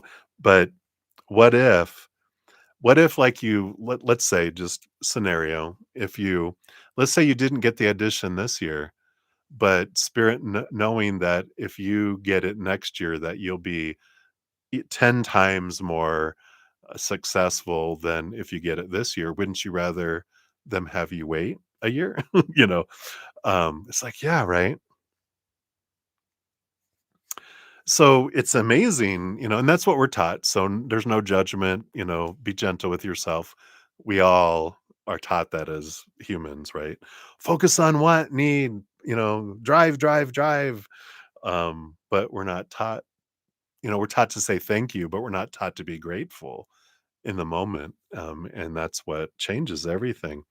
And that's what opens the conduit because when we're in gratitude, we become a chalice to receive. When we're want, then it slips through our hands because the grip is so tight. So it's like returning back to gratitude for all the blessings in our life. And then our energy changes and we're not, tripping people down the stairs that are our competitors. We're loving people and that energy of love comes back and it expands in our life. So hopefully that helps. I feel like again, there's possibilities if you do change, um, the approach. Then we're not really caring about an outcome. We're enjoying the experience that we're in right now, right? And you never know what connections you might make with people um, that will be lifelong connections. Because you're being kind and not being competitive, and you're just allowing yourself to shine and allowing other people to shine too. I love that. You're very welcome.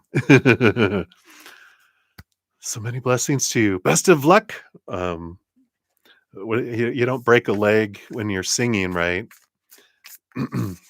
Break a vocal cord. No, don't do that either. All right. Many blessings to you.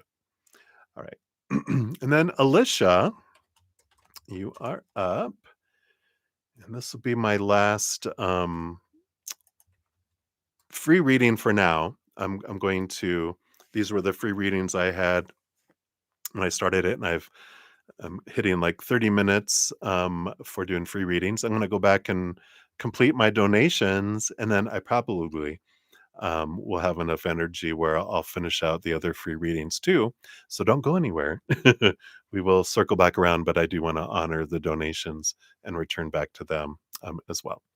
All right. So, Alicia, free question, guidance from your guides. All right. Boom. They came sliding right out. Let's see what they have here for you. You got the King of Wands. He does have pants on. I was like, that's not a naked wolf, is it? No, he has pants, just in case. You have the Knight of Coins, Knight of Pentacles, and the Magician. I like this energy because, both the King of Wands and the Magician have an energy of like movement energy, action energy. And the King of Wands is an energy like they realize I'm the king of the kingdom and I have everyone leave the throne room because it's noisy, everyone with their opinions and all this advice and unsolicited advice, right? All these self-appointed advisors, blah, blah, blah. This is what you should do and need to do, and blah, blah, blah. And they're like, okay, thank you, everybody.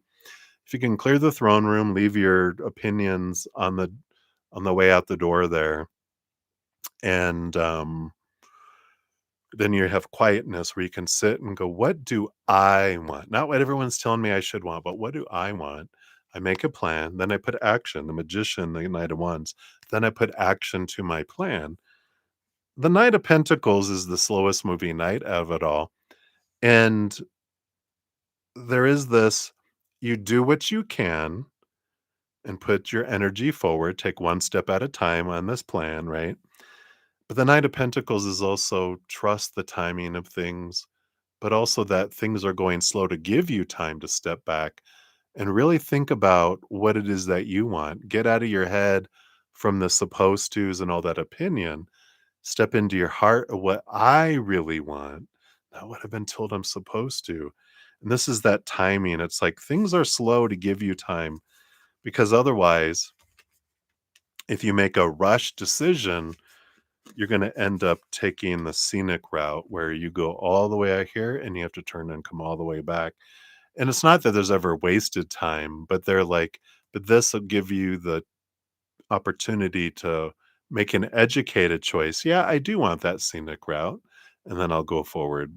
Or, oh, hell no, I don't want to go that way. I do want to go this other way. And it allows you that opportunity. And I feel like that's what's going on now.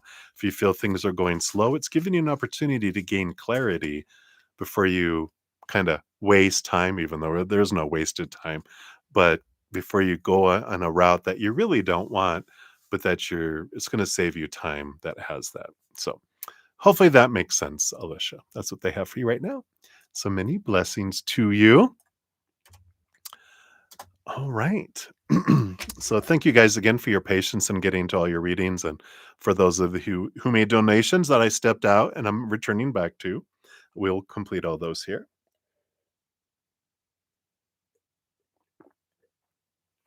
Let's take a quick sip here. Let me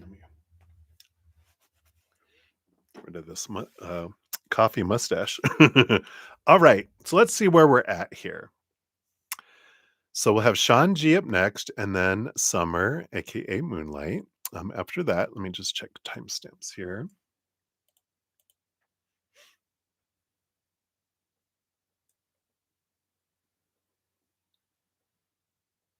Oh, okay. No, that was someone asking for money from me, not giving me money. All right. So that's not a donation.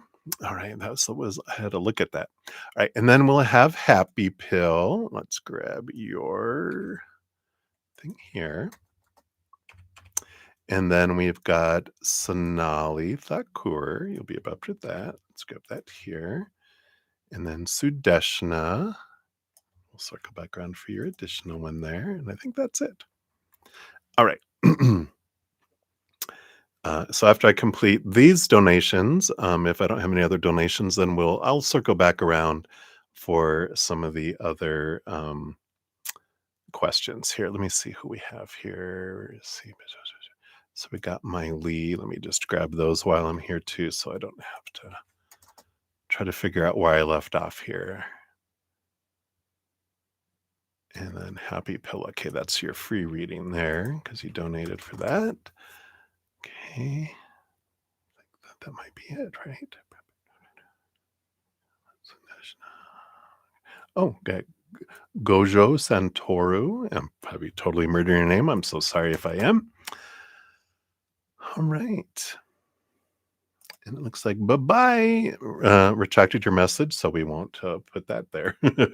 All right. So let's get back into it. Thank you guys again so much for all the thumbs up too. It does help spread the Zen love. And I'm so grateful that you're part of the love tsunami. So thank you so much. All right. Sean G, you are up. Let's grab your timestamp here. So thank you for your donation via the Cash App. So thank you there. And you are up here. There you are. What are Kay's true feelings for you? Is he looking for something long term? Because I don't know. What do you want from him, right?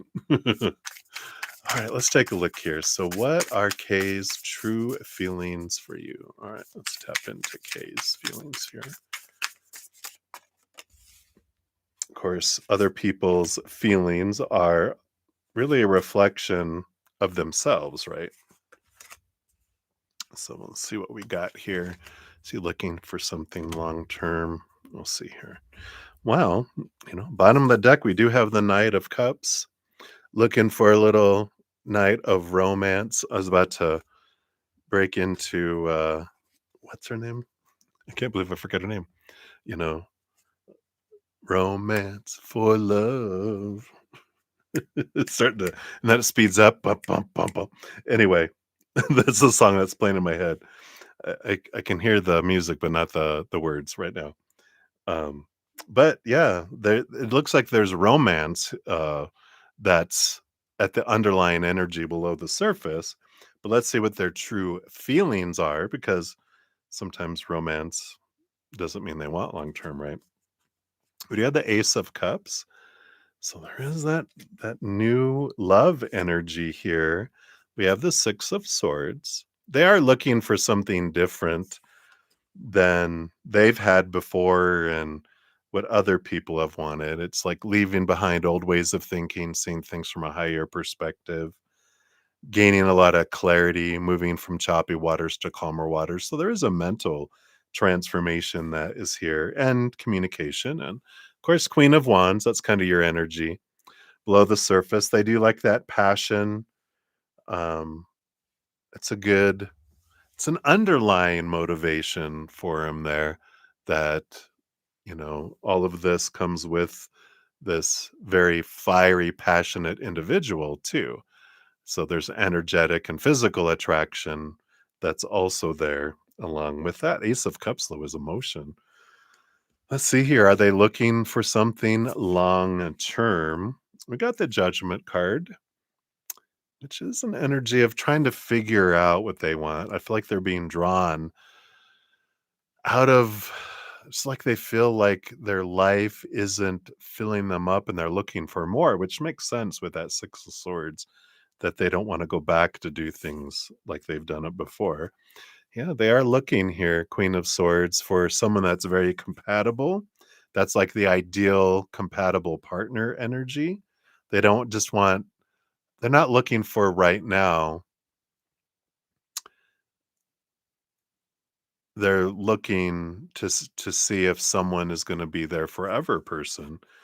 And the Ace of Swords, yeah, they're really looking at things differently, really trying to gain clarity, around things. So I do feel like they're in this change energy. Now, I don't feel like they've decided that you are that yet. They're kind of well, they're trying to figure out what that means for them anyway with this change of mindset. They're like, what I thought I wanted before isn't it. So what do I want? They're trying to figure it out. At the same time, they're getting to know you. That's it's an interesting conundrum, right? Because I'm trying to see maybe you're it, but I need to know that I know what it is when someone is it.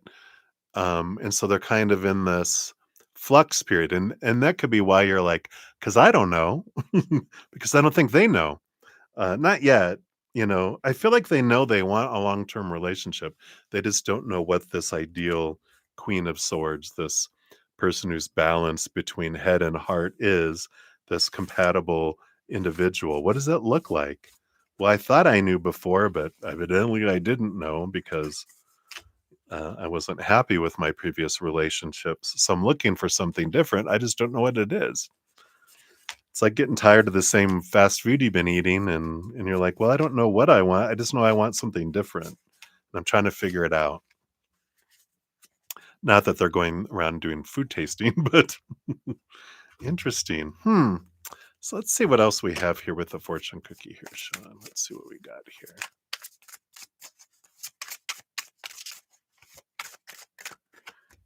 All right.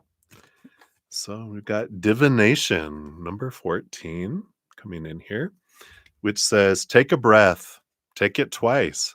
Insightful reflections are guided by light. Interesting. Let's see what this brings in. It is about guidance, reflection, and insight. Cards, hearing cards, tea leaves, coffee, clouds, candlelight, flowers. There are dozens of ways to embrace the art of divination, a practice used to seek guidance from the divine and part of a witch's toolkit for centuries. It is a beautiful practice that can help you see beyond what is immediately in front of you. It can show you hidden dangers and gifts, provide new ideas, and shut down old ones. Divination is a way to seek the advice of the powers that be while also showing hidden dangers and truths. So, if you've pulled divination, you're being asked to explore your ability to receive guidance from the earth and the divine. Now it's time to go deeper into your practice, and you must learn to trust in your own ability to feel your way into messages as well as your ability to interpret them. This card also means there is a need to take more time to reflect. It can be easy to get lost in the day to day without taking time to process everything you've been through. Something as simple as pulling a single card every day, either in the morning or evening, can help you make sense of the events around you, can help you to see things that you overlooked or consider something that you would never have otherwise. It's interesting energy because as I was, looking at your question about them, there is this like, well, do you know what you want? Do you know what your compatible person is? Or are you also kind of, is this a mirror for you, right? Are you mirroring each other going, I don't know what I want. I know what I don't want, but I'm trying to figure out what I want. And maybe it's a good, with this reflection energy, it's a good time to step away from, all this and reflect and go, what is it that I truly want? Not what I think I'm supposed to want, but what is it that I truly want? What do I feel I want in someone else that would be compatible for me, that would fit me like a glove, you know? A five-fingered glove going a five-fingered hand going into a five-fingered glove, it's complete and it feels just perfect, right? Not too small, not too big, but the perfect fit, right? What would that look like? And I feel like it's important for you to know as well. So that's what's coming in for you, Sean. Hopefully that helps. So many blessings to you. All right. Thank you again for your donation. All right. And then Moonlight, you are up. Summer. That's your tagline there. So thank you so much for your donation. Me. I love it. Love your little sticker there. So, whoops. Thank you for your donation. And said all and everything for this upcoming weekend, please. Energy, people, love, social adventures. It all. I think he said something down here too. Let me just see here. Anyway, guidance from the angels too. Am I in the right path now? So that's like for a free reading, right? So I'll put that down here for a free reading because then you're in the also the list for the drawing for free readings too. All right. So let's take a look here for upcoming weekend.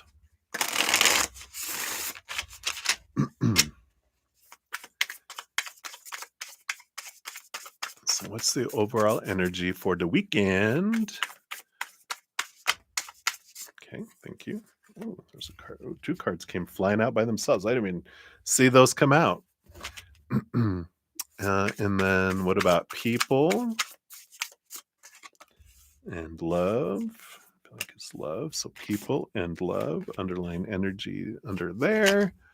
And any social adventures. All right, let's see what we got here with those. Oh, interesting. So the overall energy on the bottom, you got one of the special cards in this deck, Apotheosis. In fact, let me get that out here because it is a special. I think, are they in the back? Yes. So apotheosis means ascending into the light and the transcendence beyond the material world. It embodies the ultimate realization of one's potential and the culmination of personal evolution. So, this card signifies a moment of complete transformation and spiritual elevation. You're on the brink of achieving a higher state of consciousness where your true self aligns with your higher purpose. Your inner power and wisdom are here and alive. Recognize your divine potential and unique gifts while acknowledging the light within. You're more powerful and capable than you realize. I love it. It's almost like they're answering, are you on the right path? Right. But this weekend feels like some significant things, especially with the thinning of the veil and with it being, All Souls Day. And there's some interesting energies that will bring through some transformation, right?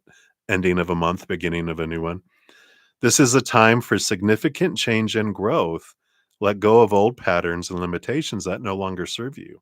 Align your actions and decisions with your higher purpose and seek activities and relationships that resonate with your soul's mission. When you invest time in spiritual practices that nourish your soul, you rise above limitations and connect with your highest self, knowing that you are aligned with your divine purpose. So, whatever's coming through here for this weekend, they're like, here's these opportunities and stuff, but it's still up to you to choose things that are in alignment with your soul's purpose um, rather than the mind, right? All right, let's see what we got here. What's the overall energy for the weekend? You got the Eight of Coins and the Sun. So there is this, the Eight of Pentacles is about putting in the blood, the sweat, the tears, and the Sun is about abundance. The Eight of Pentacles also says that if you put in the work, you get the reward, and that if as you continue to move on that, then it brings things more to you as well, right? What are you saying down here?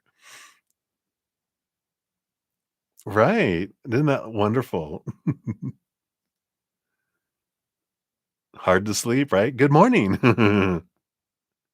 Yeah, stay inside. That's funny. But there is that energy of, it's worth the effort to get the huge sun reward that comes in here. So it's like encouragement. You've been doing the work, the reward comes your way. Just continue to do the work, energy. Um, and then what else for the weekend here? You have the Knight of Coins. Yep. Slowest moving knight out of them all. So slow your roll.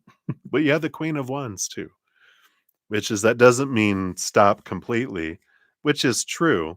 And then you have the Death card. It is endings and beginnings and transformation. We're in Scorpio season, so that is the card of Scorpio, and understanding that there's this wonderful energy for transformation that we can take, um, not advantage of, but that we can use for our greatest, energies. But I like that. The Knight of Pentacles, it's the slowest moving, but it's not standing still. There still is movement.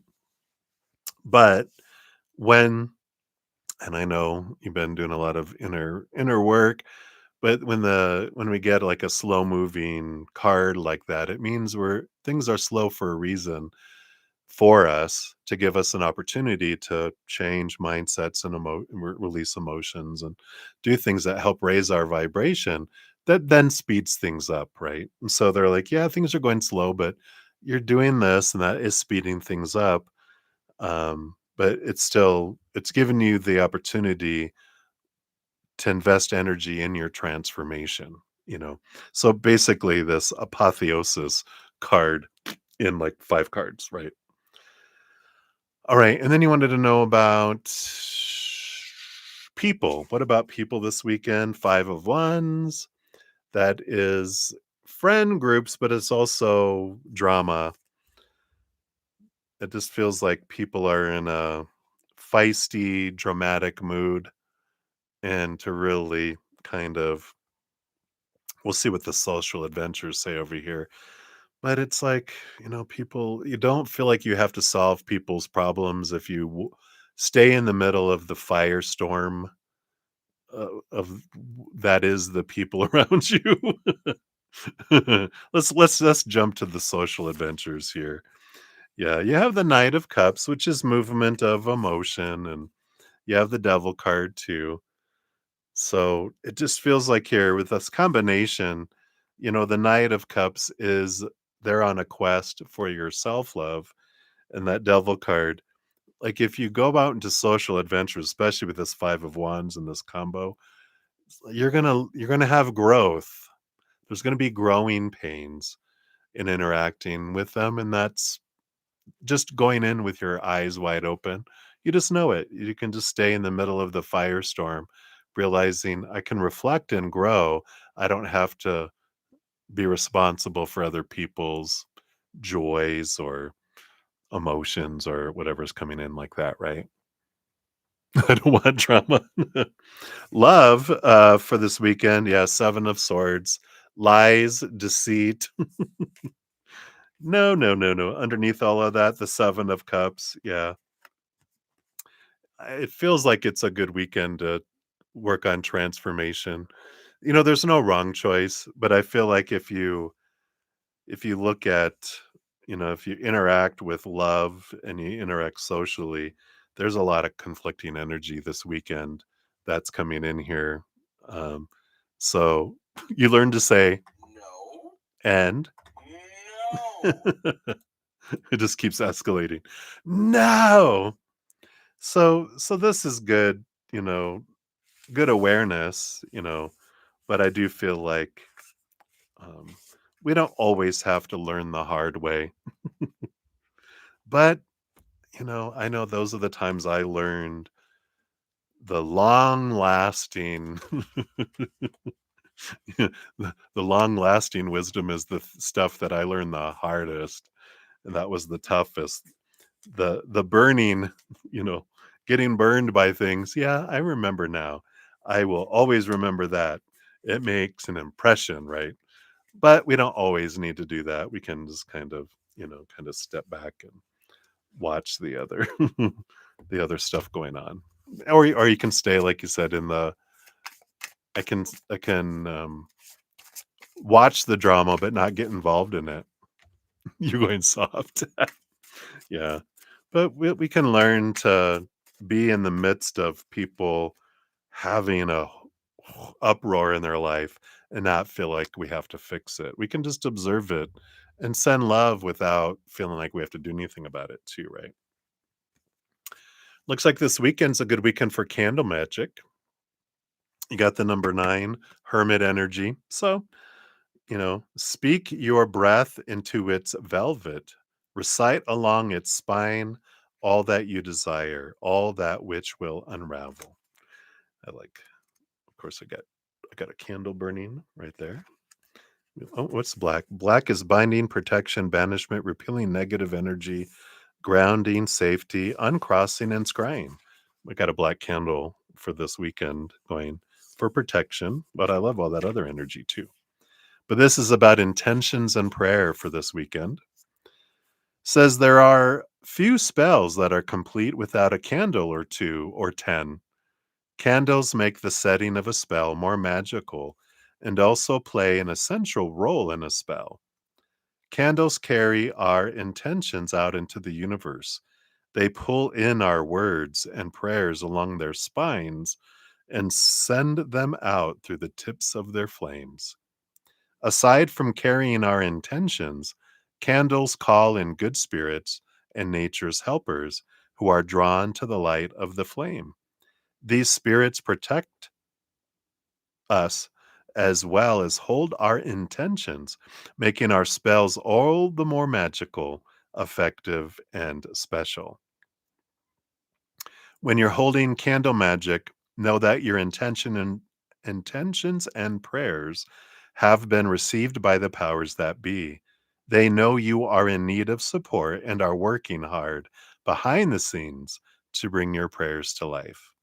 You do not need to worry, as your intentions will manifest when the time is right. I love it. I love candles. I've always have, and it's beautiful because it is just like it takes our intentions, right? But there's something coming in here too, and they're reminding me. We don't cast spells on other people because that energy doesn't work. Because we're the ones that have power over our lives, and other people um, don't.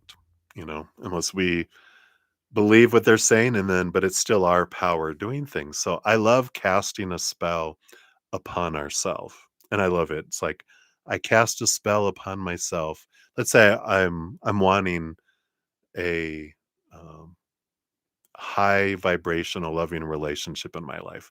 This is just an example, creator. I really don't want this. Ixnay it. No, it's kidding. I'm happy being a hermit. But let's say I wanted love in my life or a job or anything, but I cast a spell upon myself to draw to me the perfect relationship, the perfect high vibrational loving relationship that will reflect to me the Creator's unconditional love. So we cast that instead of going, I want that person to be that person for me. We don't, because what if they're not it? If I cast a spell upon myself, if that's them, then I will draw them to me. But if they're not, then I won't draw in someone who's not, right? Which we can anyway, but that's how we can cast a spell upon ourself and use that energy in a positive way upon ourselves. So I love that. So hopefully that helps. That's what we have for that. And then, like I said, I'll circle back around for your free reading here in a moment. All right. So Happy Pill, you are up next. Let's grab your timestamp here. Boom. All right. And then yours does let me give you a love and a like there. So I will. And you'd like messages regarding marriage, the marriage from angels. All right. Let's take a look here. Just take my last sip of my coffee here. We'll swap that out for water here. Ugh, water. I'm grateful for water, that we have clean, pure, hydrating water. All right. Happy Pill. Let's see here. What your angels want you to know about the marriage. All right. I do want that one. Okay. These are below the surface. What else? Okay, that's what is. This is what's influencing it and where it is heading. All right, interesting. All right. Underlying energy is the Five of Pentacles, which does have to do with a fear. It's like our fear beliefs in lack of not being enough, of not having enough, of fear being abandoned, left behind, left out in the cold, left at the altar, right? Um, but there is this energy here, underlying the whole reading here around that, which, humans in this day and age, we kind of all are kind of born in, not born, well, born into it and kind of conditioned into it, you know, kind of energy. Let's see. This is where we're at with the marriage here. We have the Queen of Swords. There's this balance between head and heart. There's this very compatible energy that's here. It's one of my cards that represents someone that is very, you know, balanced, and that it does fit like a glove. Very compatible energy. On the surface, below the surface, let's see what these three cards are. Got the Three of Coins, which is being true to one's authentic self. Um, and that is a good energy there. It's a very empowering energy, positive. We got the Star card. Yeah, it feels like a dream come true energy. That's here too with the Star card. And the Ace of Cups. Yeah, new love. Very positive cards here where this is at right now. So it feels like this marriage is, at least the energy around it, it just feels very, very, um, like it meets all of these, the dream of what we think a marriage is supposed to be. It's like, wow, kind of energy that's here. Interesting. Um, so that's where we're at. What is going on with it right now? And then we'll see where it ends up. Got the Wheel of Fortune. The wheel is turning. The wheels of fate are turning. Below the surface, what is this bringing us? We got the Seven of Cups. So there is some working out of emotions, which is normal. We got the Nine of Coins, Nine of Pentacles, which is an abundance and independence energy, but it's an abundance energy. And the Eight of Wands, a lot of passion flowing, speed that's coming here too. I like that it's a good, it's not really a warning as much as it is that if we rush into things too fast, then any kind of, the Seven of Cups is like any emotional conflicts we have, we get to work them out, and it's easier to work them out one on one, right? One at a time is really what I wanted to say. But if we like rush and then all these 15 emotional things, conflicts, we deal with them all at once, it's much harder to survive that than taking our time, and as things come up, we work through them, and then we're going good, and then another one comes up, we work through it. But if it's rush, rush, rush, and we're working through all these emotional conflicts, it's exhausting, and trying to deal with too much all at once sends us on this downward spiral. So I feel like it's like take the time, let things unfold, knowing that taking time is important, not rushing to get to the altar or rushing to get to something, but enjoying the journey along the way. Doing all this where it's headed, yeah, we got the Temperance and the Empress. So Temperance is if we take our time, we do get the reward and the harvest. It does turn to gold if we take our time, right? That's the Temperance. Underneath the surface, we have the Five of Cups. There is transformation of emotion. The Five of Wands, transformation of energy.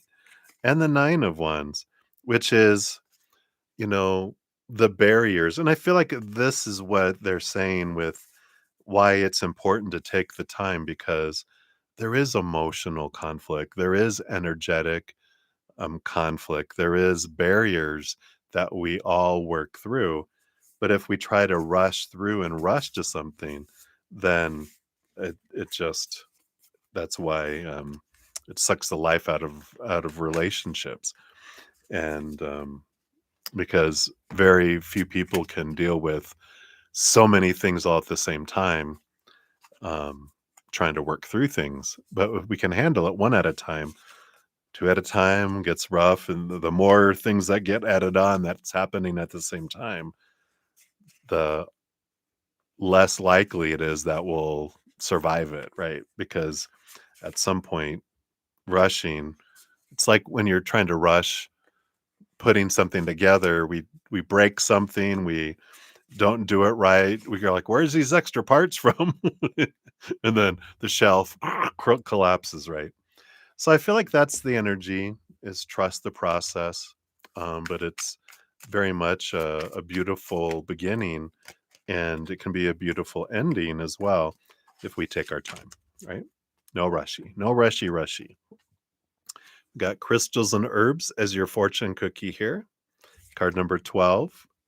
Oh, what medicine, what sacredness to behold, a dash of healing straight from mother's home. Oh, there's that healing energy, right? Oops, that's not number 12. Here we go. Earth's medicine and healing. Yeah, that is that energy of allowing things to heal and allowing things with that, right? So, this card is an allegory for the profound healing that comes from working with Earth's medicine. And that Knight of Pentacles is the slowest moving knight, right?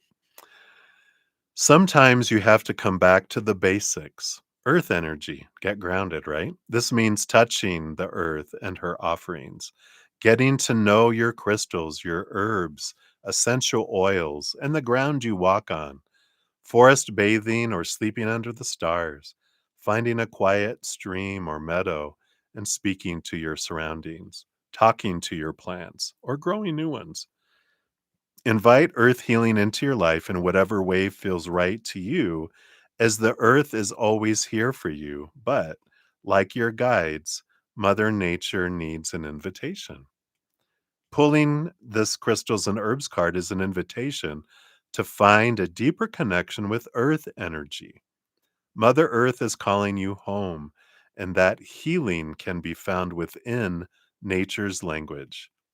The earth element represents grounding, connection, stability, and strength. All that energy we're talking about. Slow and steady. Something slowly built lasts forever. Something quickly built falls apart quick too. Nature nourishes and supports you in all things on this planet. Behold the sacredness that is earth magic. You will feel more replenished as you develop your connection. This message is amplified if you've felt burned out, if you are sleeping but are not rested, full but still hungry, or active but not energized. This card holds even deeper meaning for you, as it signals you've lost touch with the anchoring of working with earth energy. This message is even more significant if you've we didn't pull another card. So there you go. This grounding energy, something slowly built kind of energy. So hopefully that helps, Happy Pill. That is what they have for you. So many blessings to you. Thank you again for your donation. All right. Hey, VD. Hello, hello. Good to see you. You're welcome, Olivier. Thank you so much. All right. I think that's all that had come in since I said hello before. All right. So, Sonali Thakur, you are up. Let's grab your timestamp here. After this, we do have Sudeshna and then Vidi. You'll be up after that. I will then complete the remaining free readings that I had as well. I only have like a handful, so we'll finish those up too. So, Sonali, you're up here. There you are. Let's give that a love and a like. Thank you for your donation. And I love your little panda. All right. So, I want to know SM's current feelings towards you. All right. We'll take a look here. See what we got going on.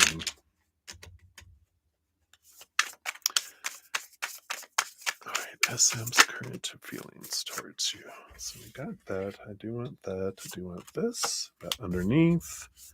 This one here. I feel like these two as well. All right. Let's see what we got happening here. On the bottom of the deck, we have the Two of Wands. Kind of, I don't want to say wishy washy.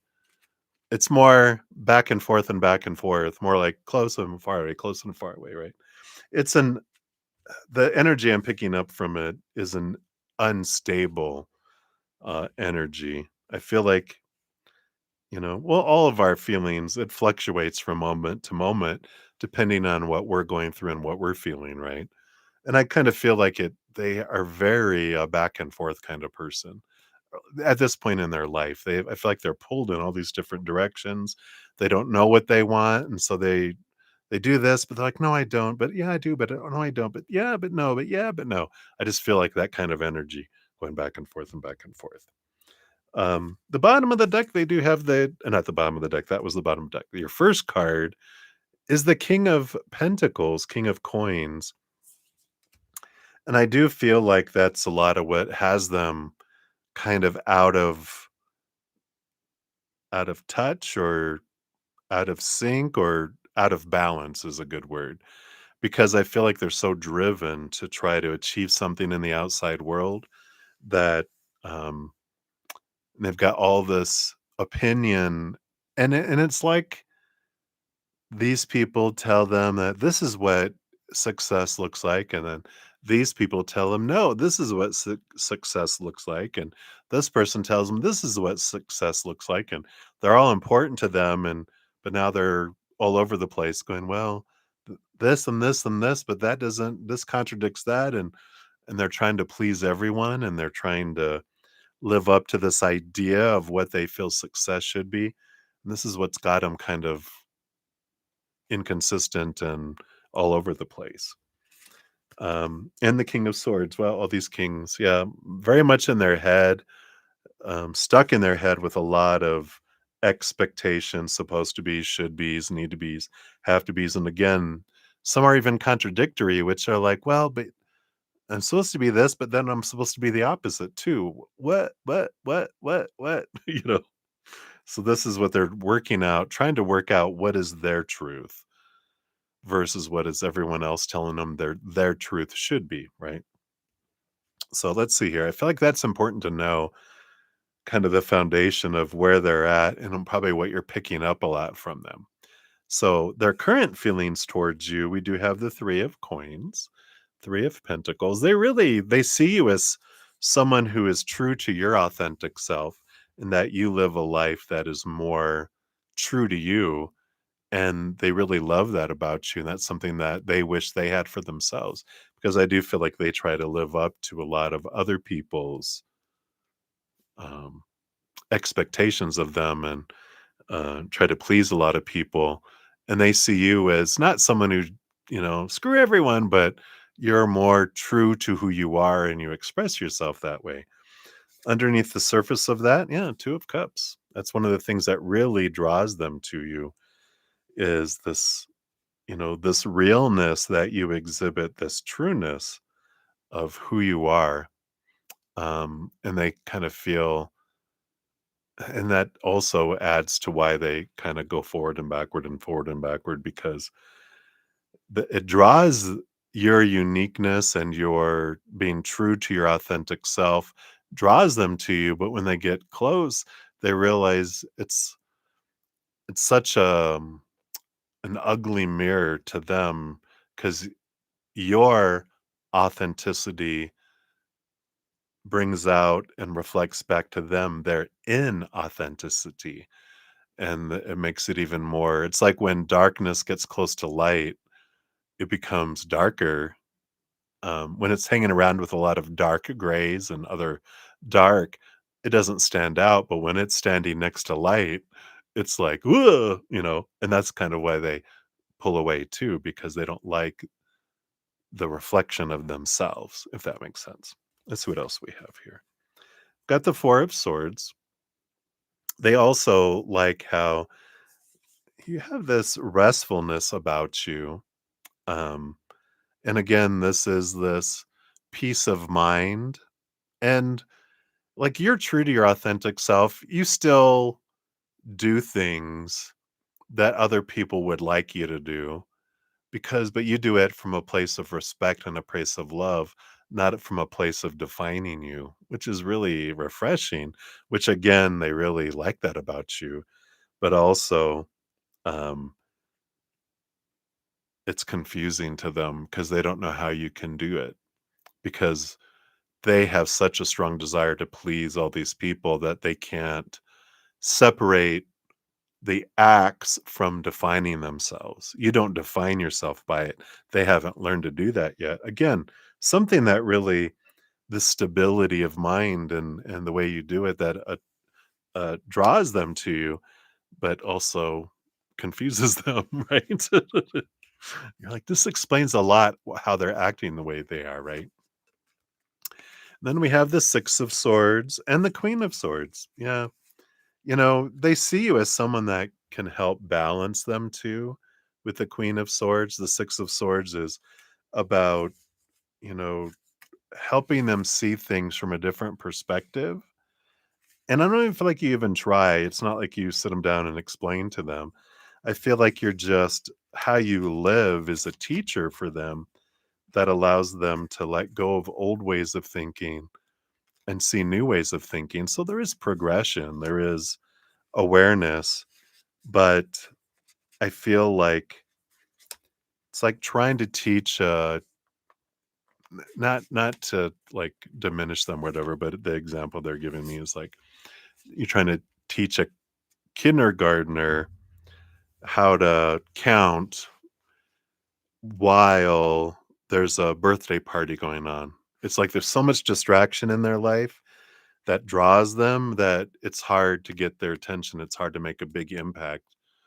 You make an impact here and there, but I feel like they're slowly moving from a place of um, rough waters to a place of calmer waters, but it's a slow boat to China. It's going to take a while for it to get there. And if I feel like you're a very patient person, but I don't know if you're that patient. I don't know if anyone is because I feel like it's like it's going to be a while. And maybe I'd rather, be with someone who already knows how to count. All right, let's see what your fortune cookie is here. We got nature spirits coming in here. Card number 26. On your toes, twirl and twirl until you're ready to take flight. They arrive in the winds beneath your wings and speak through the swaying of the trees. That is the nature spirits. Let's see what message this brings you here. This is about sacredness, but also playfulness. Nature spirits are fun, silly little things who enjoy laughter and a bit of mischief. They are connected to the freedom of expression and know that life is meant to be enjoyed, even among the chaos. The sacredness of nature spirits is not generally acknowledged. The world of Fae has existed alongside the human world for millennia. Our Celtic ancestors saw and believed in fairies, and to them, fairies played a role in a bigger world than what meets the eye. They are a reminder of the things that are priceless in this life, and that often magic is missing in everyday life. So, if you've pulled nature's spirits, it could be because you have overlooked details in the daily grind. There are small things in your life that are sacred, but have not been given their proper space. This could be a family member or a project in your home. Could be yourself. Because when was the last time you felt genuine joy, had a big belly laugh, or felt truly loved and supported? You're being asked to be mindful of the little things in your life. These things are calling for you, desperate for your attention. They are also a reminder that it is the small things in life that also make the world go round. I love that. It's like, you know, in regards to, your interactions with SM, it's like sometimes we can become so serious about things that we forget. We can just have joy and just allow it to unfold. allow the playfulness and the energy of play and joy in the moment rather than intentions of the future, reflections of the past. We can enjoy the now as well. So I feel like that is what they have for you, Sonali. So many blessings to you. All right. Hey, Swaroop, welcome, welcome. Good to see you. All right. So let me move this here. So we are circling back here. So Sudeshna, we're circling back around for number 3 for you here. Let me just get rid of this here. There we go. And we'll just have all 3 of your timestamps together. Boom, boom. So thank you for your multiple donations. We'll give that a love and a like there. All right. So you're currently learning data business analyst. How will things be going in this one for the job switch? Will you get opportunities in your hometown? All right, let's take a look here based on current energies. Let's just shuffle these up over here. Just grab a little cough drop here. help clear out the. Well, I'll keep the whistle wet here. Keep the throat open and chatting here. So let's take a look here, Sudeshna. So data business analyst, how will things be going in this one for the job switch? So based on current energies, thank you. What else? Oh, thank you. And then will you be able to get work near home as well? All right, I feel like that's going to be all in here. Well, we like this. The bottom of the deck, you got the world card. Last card in the major arcana, which is a victory card. It's also the end of one era or cycle and the beginning of a new adventure. Very positive energy. And then the first card that made itself known is the Queen of Pentacles, which is another birthing and abundance energy that comes in here. Next to it is the Death card, an ending and a new beginning energy. So all of this ending and beginning energy is positive when it's all together like this, because it is about one thing ending and the beginning of and especially with the Queen of Pentacles, an abundance in an area that's here. And I know a lot of times when we were pulling career choices in the past, you were given like this nudge, follow your heart. Well, that's the Queen of Pentacles too, Mother Nature, Mother Nurture, and so I like that for you. It feels very positive with the job switch. Will you get opportunities in your hometown? King of Coins, King of Pentacles, like the Queen, but even more so, abundance, fullness coming in here. 7 of Cups, I feel like you have a few different choices. You have the 9 of Coins, which also is another abundance card. Maybe even a work from home, um, work remotely, kind of energy possibilities here.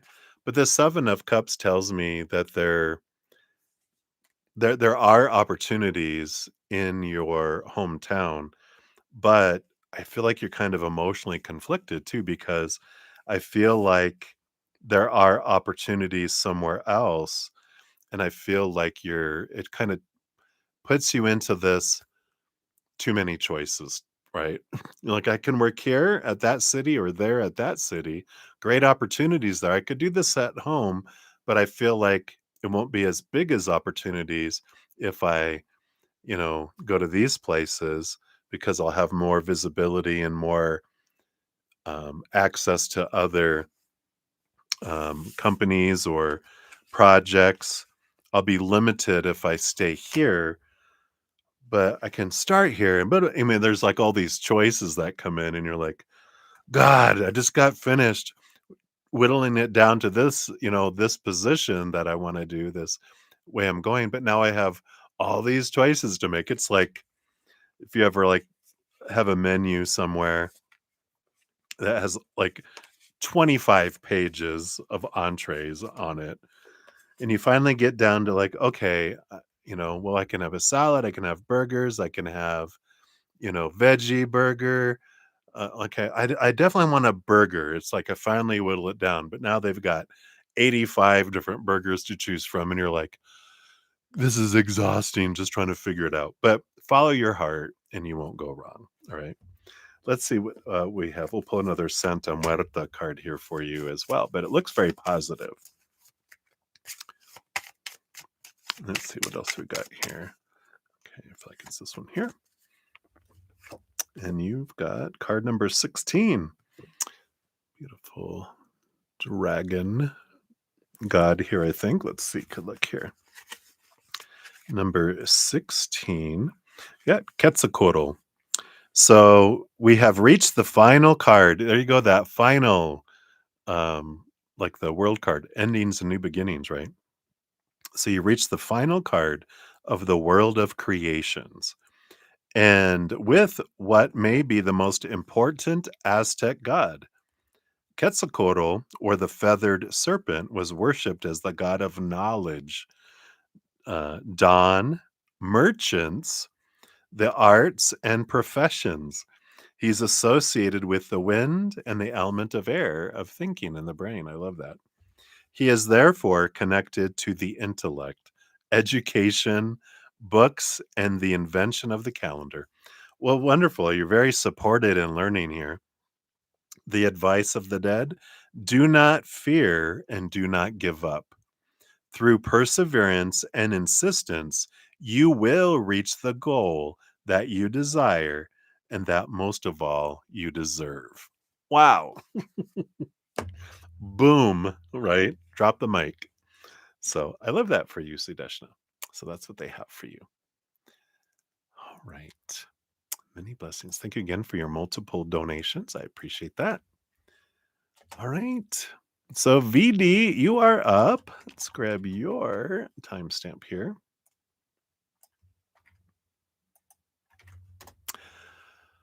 All right. Thank you again for your donation. I'll give that a love and a like since it lets me. And hello, hello. I am doing well. I hope you're doing well.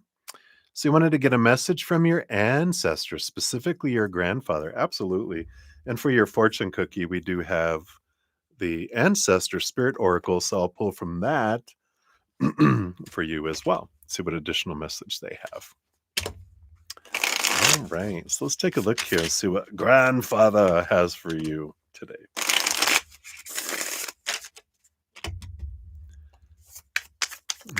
This is my last donation that I have. So for those of you hanging out for the remaining free readings, if I don't get another donation, then I'll be headed off to the free readings after this as well. And don't forget, everybody, after my stream session, I will be picking 2 winners, one from donations, one from free readings for a 15-minute personal recorded reading. I will post it on the pinned comment.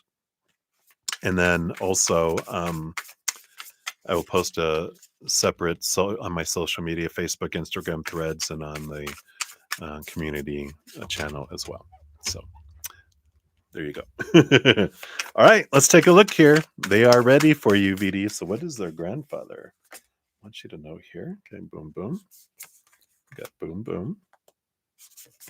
Got boom. Nope, they don't want that one. They want this here. Leading to that.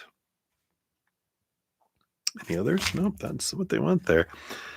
All right. Well, bottom of the deck, you do have the Ace of Swords. Ace of Swords is a gift of clarity, a gift of intelligence. You get your brain from me. That's funny.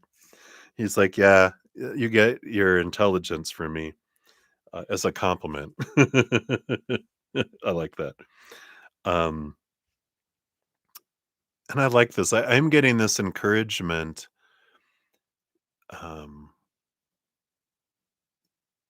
One is to let go of expectations, that there is no right, there is no wrong. Everyone has an opinion, they'll get over it. Follow what you want to do. I support you fully. Ace of Swords is about seeing things differently. You always have seen things differently, and that's uniqueness, and that, to celebrate that. Don't feel like you have to fit in with everyone else and please everyone else. I love you unconditionally, even more so now that I'm in that side. I have no judgment. I support you. I will bring you clarity. If you're wanting to study something, there it's fully supported to study something new, to expand something, but do it from your heart, not from trying to please other people. And if you need clarity, ask them. They will bring in clarity for you. If you don't know what decisions to make, just know you don't have enough information yet. You can ask them, and they will show you. They will make it a no brainer decision. So I like that. But there's this breaking free of the chains. Don't worry about trying to do what everyone wants you to do. What else? What else, Grandpapa? We got the Hermit energy and the Strength card here. You don't have to ever fear being alone. One, you're more stronger than you ever were taught to believe. This Leo lion energy. And the Hermit is you are never alone, but you never have to fear being alone either, because your energy won't ever allow you to be alone anyway. In the physical realm, they like you will draw people to you like, bees to honey, but um that you're never alone, that you're surrounded by them and a whole host of thousands and thousands of millions of beings of unconditional light. You are supported and you are surrounded. You are never, ever, ever alone in the invisible world, but you will never be alone in the spirit, in the physical world either. You have the Seven of Swords and the Queen of Swords. Yeah. So the only person stopping you is your own thoughts and beliefs and mindsets, but you also have this Ace of Swords that they've given. So now you're the Queen of Swords. You can balance your head with your heart. Don't overthink things. Get out of your head. Close your eyes, open your heart. Follow your heart. Your heart will never lead you wrong, because we're all in your heart and we won't lead you wrong. I love that. I never heard that before, but I love that for you. So close your eyes, open your heart. We will guide you through your heart. You also have the Three of Coins, Three of Pentacles. Be true to the authentic you. Let your creativity flow. Be true. Again, all of this that you don't have to fit in and try to be someone that you're not. You're amazing. You're unique. You don't want to, if you try to be like anyone else, you're just going to blend in. But you were born with this Leo energy to be set apart. And you have the Five of Swords, yeah. Here's the battle between your head and your heart that's below the Three Pentacles, which is what it is. It's this fear of what people will think, this battle, the mind going, "No, you're supposed to do this, and you're supposed to be this, and blah, blah, blah," all these opinions. But that's the battle between the head and the heart. The head is trying to please everyone. The heart is trying to guide you in something that aligns you with who you are. So again, close your eyes and open your heart. Yeah, and then you have apotheosis. It's a special, unique card for this deck, and it's because you're special and unique. And I'm going to read it to you. It's like I said, I think there's only two special cards in this deck that are different. So, apotheosis means ascending into the light and the transcendence beyond the material world. It embodies the ultimate realization of one's potential and the culmination of personal evolution. This card signifies a moment of complete transformation and spiritual elevation. You are on the brink of achieving a higher state of consciousness where your true self aligns with your higher purpose. Your inner power and wisdom are here and alive. Recognize your divine potential and unique gifts while acknowledging the light within. You are more powerful and capable than you realize. We said that with the strength card, right? This is a time for significant change and growth. Let go of old patterns and limitations that no longer serve you. Align your actions and decisions with your higher purpose and seek activities and relationships that resonate with your soul's mission, not what everyone else wants you to do, right? When you invest time in spiritual practices that nourish your soul, you rise above limitations and connect with your highest self, knowing that you are aligned with your divine purpose. I love that. What a great card. So that's what Grandpapa has. And then we'll pull here from the fortune cookies here. We'll see what else your ancestors want you to know. But what a beautiful message. All right.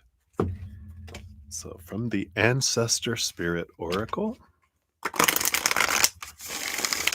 So what else do you have, Grandpapa? All right. Nope. They said no, not those. All right. All right. All right. There we go. Treat your body well. Yep. A little bit of energy here about exercise, meditate, and massage.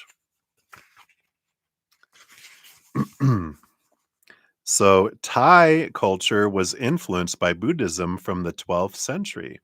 Their holistic approach to living well and avoiding illness includes physical activity, meditation, diet, herbal medicines, and massage. Thai massage combines Ayurvedic principles, acupressure, and assisted yoga positions. The technique is based upon energy lines in and along the body, and the idea that these energy lines are responsible for balancing and energizing the physical, mental, and emotional processes in the body. It is believed this practice was used to treat Buddhist monks and nuns to ease sore muscles after hours of sitting in the lotus meditation pose. Massage is mentioned in the Pali Canon, the earliest surviving Buddhist scriptures. The practice of Nuat Thai was honored and preserved by Buddhist monks who passed down the information from one master to the next, and also through medical texts that were carved in stone. Interesting, right? So your ancestors speak and say, nurture your whole self and look after your physical body. People often think that they don't have enough time to take care of themselves, but it is about making the time so you have more energy for yourself and others. Start caring for your body, heart, and mind to avoid tiredness or becoming disconnected from your spirit and energy source. Enjoy a massage, sign up for a yoga class, or add a suitable activity to your weekly or daily routine that will contribute to your wellness. Your muscles will benefit from the exercise, and afterwards, your energy will flow better and you will feel re energized. The divinatory meaning says this card may be a sign for you to learn massage, practice yoga, or engage in a therapeutic activity. As you become healthier and more energized, you will be able to help others by passing on your know how. If you already teach yoga or provide healing massage to others, this card is a confirmation that you are on the right track. Keep up the good work. All right. So those are your messages from Grandpapa. So thank you again for your donation. I greatly appreciate that. And I think that is it. Yep, for the donation. So let me grab the last of the free readings here and we'll jump into those here. Let's see. So we did that one. All right. I think we are at the end here. Yep, Swaroop, I think you're the only one I didn't have. So we'll add that on to the list here too. All right. So stay tuned. After the stream ends, I'll be picking winners for a 15-minute personal recorded reading, one from the donations, one from the free readings. I'll post them in the pinned comment and then also in my social media posts, so you can check those out. All right, let's dive in here. So, Miley, you are up. Let's grab your timestamp here. There you go. And will you be selected to interview with Blackstone? All right, based on current energies. All right, here we go. Boom, boom. You got the Four of Cups and the Apotheosis. I just put that on here. You know, this message that comes through, we just read this Apotheosis just in the reading before here for Vidi. But the Four of Cups is a boredom. It's like a stagnancy energy. And apotheosis is more about following your heart and this energy of living your divine purpose and making decisions that align with your divine purpose. It's like they're saying, even if you do, you won't be happy because it's like this isn't aligning with what your soul wants to be and doesn't align with the energy of living from your heart. It's like this is like doing something that the mind is telling you that you should do or are supposed to do, or you know, there's but it's of the mind and not of the heart. And I feel like they're saying, um, close your eyes and open your heart and follow it and see where your heart leads you, because you won't be happy there. So I feel like that's the message that came through with that. I know. Be like, but I want to be there. But it's like, yeah, but you won't be happy. So where would you be happiest? Close your eyes, get out of your head, drop into your heart and see what your heart has to say. Okay. That's what message they have for you, my dear. So many blessings to you. All right. And then Happy Pill. This is for your free reading. Thank you for your donation earlier. So you'll be in both of the drawings. And you'd like a general reading. Let's see what we have here for you. What does Spirit wants you to know right now? Okay. No, don't want that. They want this one. Okay. Sorry, I'm crunching my cough drop. I got the King of Swords. Oh my gosh, how many times is this going to come out? I think she's come out like 4 times in these 4 hours, because it's there's only 2 extra cards, but there's Apotheosis. Like I said, it just came out in my Lees and it came out in VDs before that. I read it in VDs if you want to go back and listen to the entire card for it. But it is about living your divine purpose. And it's like there's this reading that same for my Lee, because the King of Swords can be, I'm getting too caught up in my own mind, in my head, and about the supposed to be's and the should be's and the need to be's, really caught up in the brain, which has its opinions that it's sucked in from all these sources all your life about what you should be doing with your life. And but this apotheosis is like, pause the brain, drop into the heart, really look at what is it that your heart would prefer you do with your life. Where's your joy drawing you? Where's your heart pulling you and guiding you? What what excited you last? You know, the mind, it's like get out of the mind and where's the excitement? Where's that um, passionate energy? Where's it drawing you? Because you know it is this message of closing our eyes and opening our heart and seeing where this is um, drawing us. Because when we live from the mind, we exist. When we live from the heart, we live. Because the mind, we're just trying to, you know, get up to zero, meet expectations, where living is no expectations. It's about abundance and it's a fullness of life. So I feel like that's the big energy right now, is just take some time to get out of the head and see where your heart may be leading you. Right. So that's what they have for you, Happy Pill. So many blessings to you. All right. And then Gojo, you are up. Let's grab your timestamp here.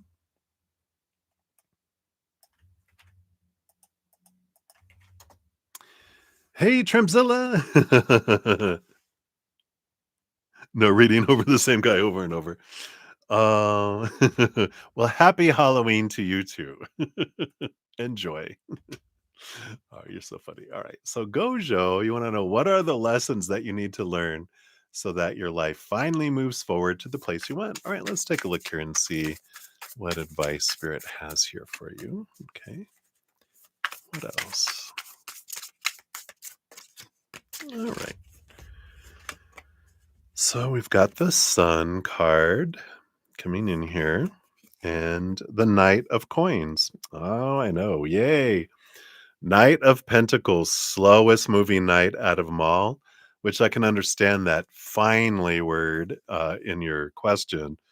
It's like, you know, it's an interesting energy with the Knight of Pentacles, and that's where we're going to start because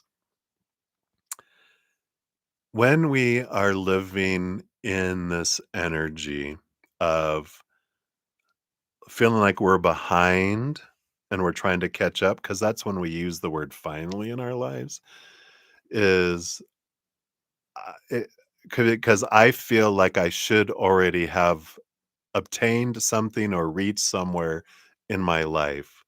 And because I feel I haven't, that's lack energy. So if I'm focused somehow in that I don't have what I think I'm supposed to have, that don't have energy is lack energy. Like need, want, fearing that I won't get what I'm wanting. Even patience. Patience is a lack energy because that is that energy of that I should already have this and I don't. That's lack. And so the more I focus on lack, my energy invites more lack in. It slows it down. It pushes it further away. What I can do with the Sun card, and this is a good energy. I feel like this is a good place for you to start because it transforms everything. So what do we do? Well, what do I, if I feel like I'm supposed to be somewhere and be somewhere I'm not, then I'm going to continually not be in the moment. I'm focusing maybe my worth on an outcome, some sort of outcome in the future, right? But if I can come back to this moment, the Sun card is a card of abundance. It's about shining the light, about looking up at the sun, not literally. Close your eyes. But it's like looking up at this theoretical sun and going, I am so grateful for what I have in my life and what I have had. When I can be in the now, sincerely, our energy can't lie, can't pretend. I'm really grateful. When am I going to have that? That'll keep pushing it away. When I can sincerely and really get in this place of I'm so grateful for this and that and this and for this I have had and this I've had. And when we can be in the now, then we can sit in this contentment and we open ourselves up to receiving more when we're in this energy instead of want and need energy that pushes all that away and makes it take a lot longer to come in.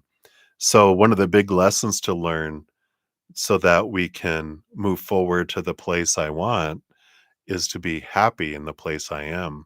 Because um, I'll tell you a quick story because I had an opportunity in my life a while ago to where I was leaving my corporate job the first time I left my corporate job. And I was gonna have an opportunity to what do I want to do with my life energy? And in my mind, I'm like, well, spiritual people, you know, should have best-selling books and, a million followers and be traveling and giving, seminars and blah, blah, blah, all the stuff that we think we're supposed to have, right? And the creator spirit, they took me into this in my mind's eye to that daydreaming place to the future and said, here you are.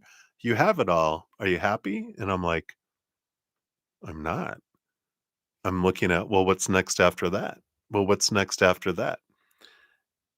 And they gently, inside was a message of if you can't be happy now and content with what you have now, you can't be content in the future with this other thing. And so we can question, why is it that I feel like I need something in order to be happy? Is my happiness connected to an outcome of the future? And is that true? Is that really necessary? Or can I be happy and content for no reason at all? No one can take it away from me and I can be happy in this moment. Doesn't mean that we can ask creator once, you know what I would like is this, and then we release it going, you know what? I'm happy whether I have it or not. I just stay in gratitude, gratitude, gratitude, gratitude. Ask once. They have a brilliant mind that never forgets. Ask once. Because if we keep asking every day, then we're in need and want energy, and that's pushing it away. Ask once, and then great gratitude, gratitude, gratitude draws things to be grateful for towards us if we're sincerely in gratitude. So I feel like that's the important lesson to know right now. And it does change everything because we stop trying to become something different or have this drive that we must have something in order to feel happy. We can be happy right now and celebrate what we have in this moment. Gratitude journals about make a list of everything that you're grateful for. I've got 2 arms, I've got 2 legs, I've got 2 eyes that work, 2 ears that work. I've got internet, electricity, clean water. I've got a candle. We've got YouTube. We've got a computer. We've got cards, you know. It's like all the things, you know, running water, heating, air conditioning. I have windows so that things can't come in. You know, there's just so many things that we can be thankful for. And when we step into that and make gratitude our attitude, right? Make gratitude the way we live, we become gratitude, we get more stuff to be grateful for. When I live in, you know, lack, then I get more lack. And I love, there was a little boy, I forget his name. He was like a little guru in a little boy's body because he said, you know, whatever you practice the most is what you become an expert in. And if we can become, you know, if I want to, I focus on finding what I can be grateful for things, I become a master of gratitude and I can find things to be grateful for where no one else can, right? But I also can become a master in complaining and lack or whatever, you know, opposite of gratitude, where I can find something that's wrong with something that no one else can. And I'm like, I want to be this, you know, because the benefits of it are out of this world as well. But so hopefully that helps, Goyo. And that is what they have for you right now. So many blessings to you. All right. And then Sama, aka Moonlight. Uh, and here is so thank you for your donation earlier. And this is your free reading. Look, 423333. Uh, guidance from your angels. Are you on the right path now? Well, you're always on the right path, right? I love that you got you've got the chariot card here. Sorry, I smell maybe it's the candle. I smell like something was burning. Time's up. The chariot card is the power of choice. And there's no wrong choice. There's no wrong path. There's no right path. There is no wrong path. I love that. 10 of Cups is joy. Um, are you on the path that's going to bring you joy? Well, the chariot card is every moment is a choice, right? The story. I can have a story of joy in this moment, or I can have a story of unjoy in this moment if I want. I can have a story of, not a story, but I can have an emotion of joy or an emotion of unjoy. I get to choose it. The outside doesn't determine what all that is, right? I mean, because we make a mental, emotional, energetic, and physical choice each moment.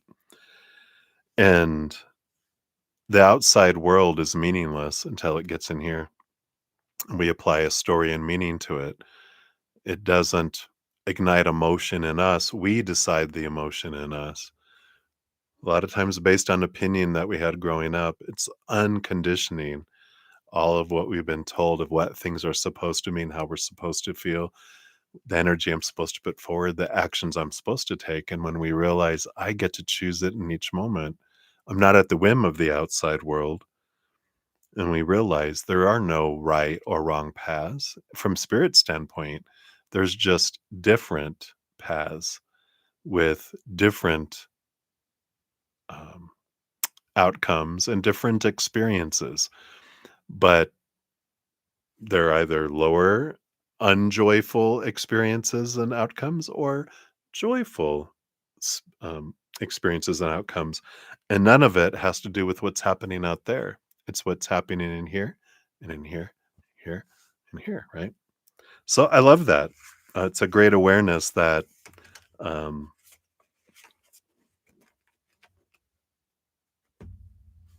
it doesn't matter what's happening outside of us because they were just showing me, you've got billionaires who have all the stuff that kill themselves because they're so unhappy. And then you have a child in a village in South Africa that hardly has anything and they're so happy. And so it's all has to do with the choice inside, right? Isn't that amazing? I love that. So hopefully that helps, Moonlight. Yes, you're on the perfect path. We're always on the perfect path, right? Because we're always experiencing, and that's what we came here to do is to experience. And by golly, every second we are experiencing. All right. So many blessings, my dear. All right. And then lastly, but not leastly, we have Swarupa Bobby. You are up. Let's grab your timestamp here. And you want to know what's coming towards you this week? All right, let's take a look here. All right, so we got the 8 of coins and the 5 of coins. Well, you definitely have this week of like there's this challenge that's being brought up for you because the 5 of coins, the 5 of pentacles are our beliefs about lack, about fear of not having enough, not being enough. Ultimately, the fear of being rejected, being abandoned, being left behind, left out in the cold, right? But the 8 of pentacles is about if you put the blood, the sweat, the tears in, you get the reward, the transformation. So there is this 5 and this 8 energy is transformational energy of realizing that, well, first of all, I feel like you have some of these beliefs about fear of lack bubbling up so that you can look at them and be set free from them, transform them, and realize that, you know, I put in a lot of work, and if I'm not getting the reward, there could be below the surface some beliefs that we learned when we were 7 years old and younger that I don't deserve to have things. I don't deserve. And it's important to allow these fears to come up so that we can embrace them, not reject them and stuff them back down, but go, let me look at that because where does that come from? Where's the root? Where's the origin? Somewhere back, like when you were 7 years old and younger, where there's this belief that came in that you have to do so much, you have to work so hard to deserve so little. And it can be rooted in individuals that we gave so much to, we felt as children, and they didn't pay attention or give us back what, you know, just a smidgen of what we get, what we feel we gave. There's this belief below the surface. And I feel that's what's bubbling up this week is this being able to question where does that come from? What childhood memory of feeling abandoned, feeling left behind out in the cold, or not deserving or not getting enough? Where is that? And how can that be transformed? Because once that gets released, it opens up this, you know, treasure chest of abundance that can come towards you, whether that is love or money or jobs or whatever. It's like, where is that down below? And I feel like that's what's coming in for you today, this coming week. All right. So that's what they have for you. I know, how exciting. But it's freeing. It is worth it. All right.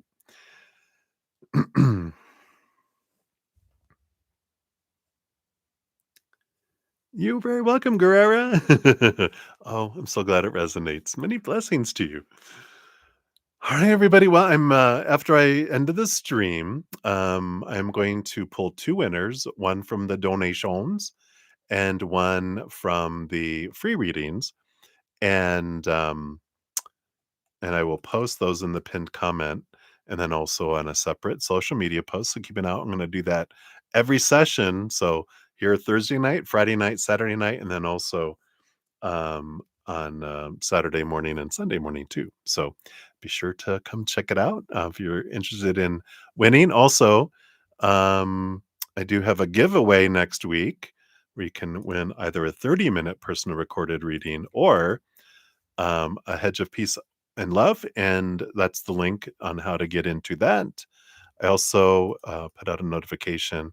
I'm having a super sale on all of my personal readings, my live virtual readings, and my hedge of peace and love.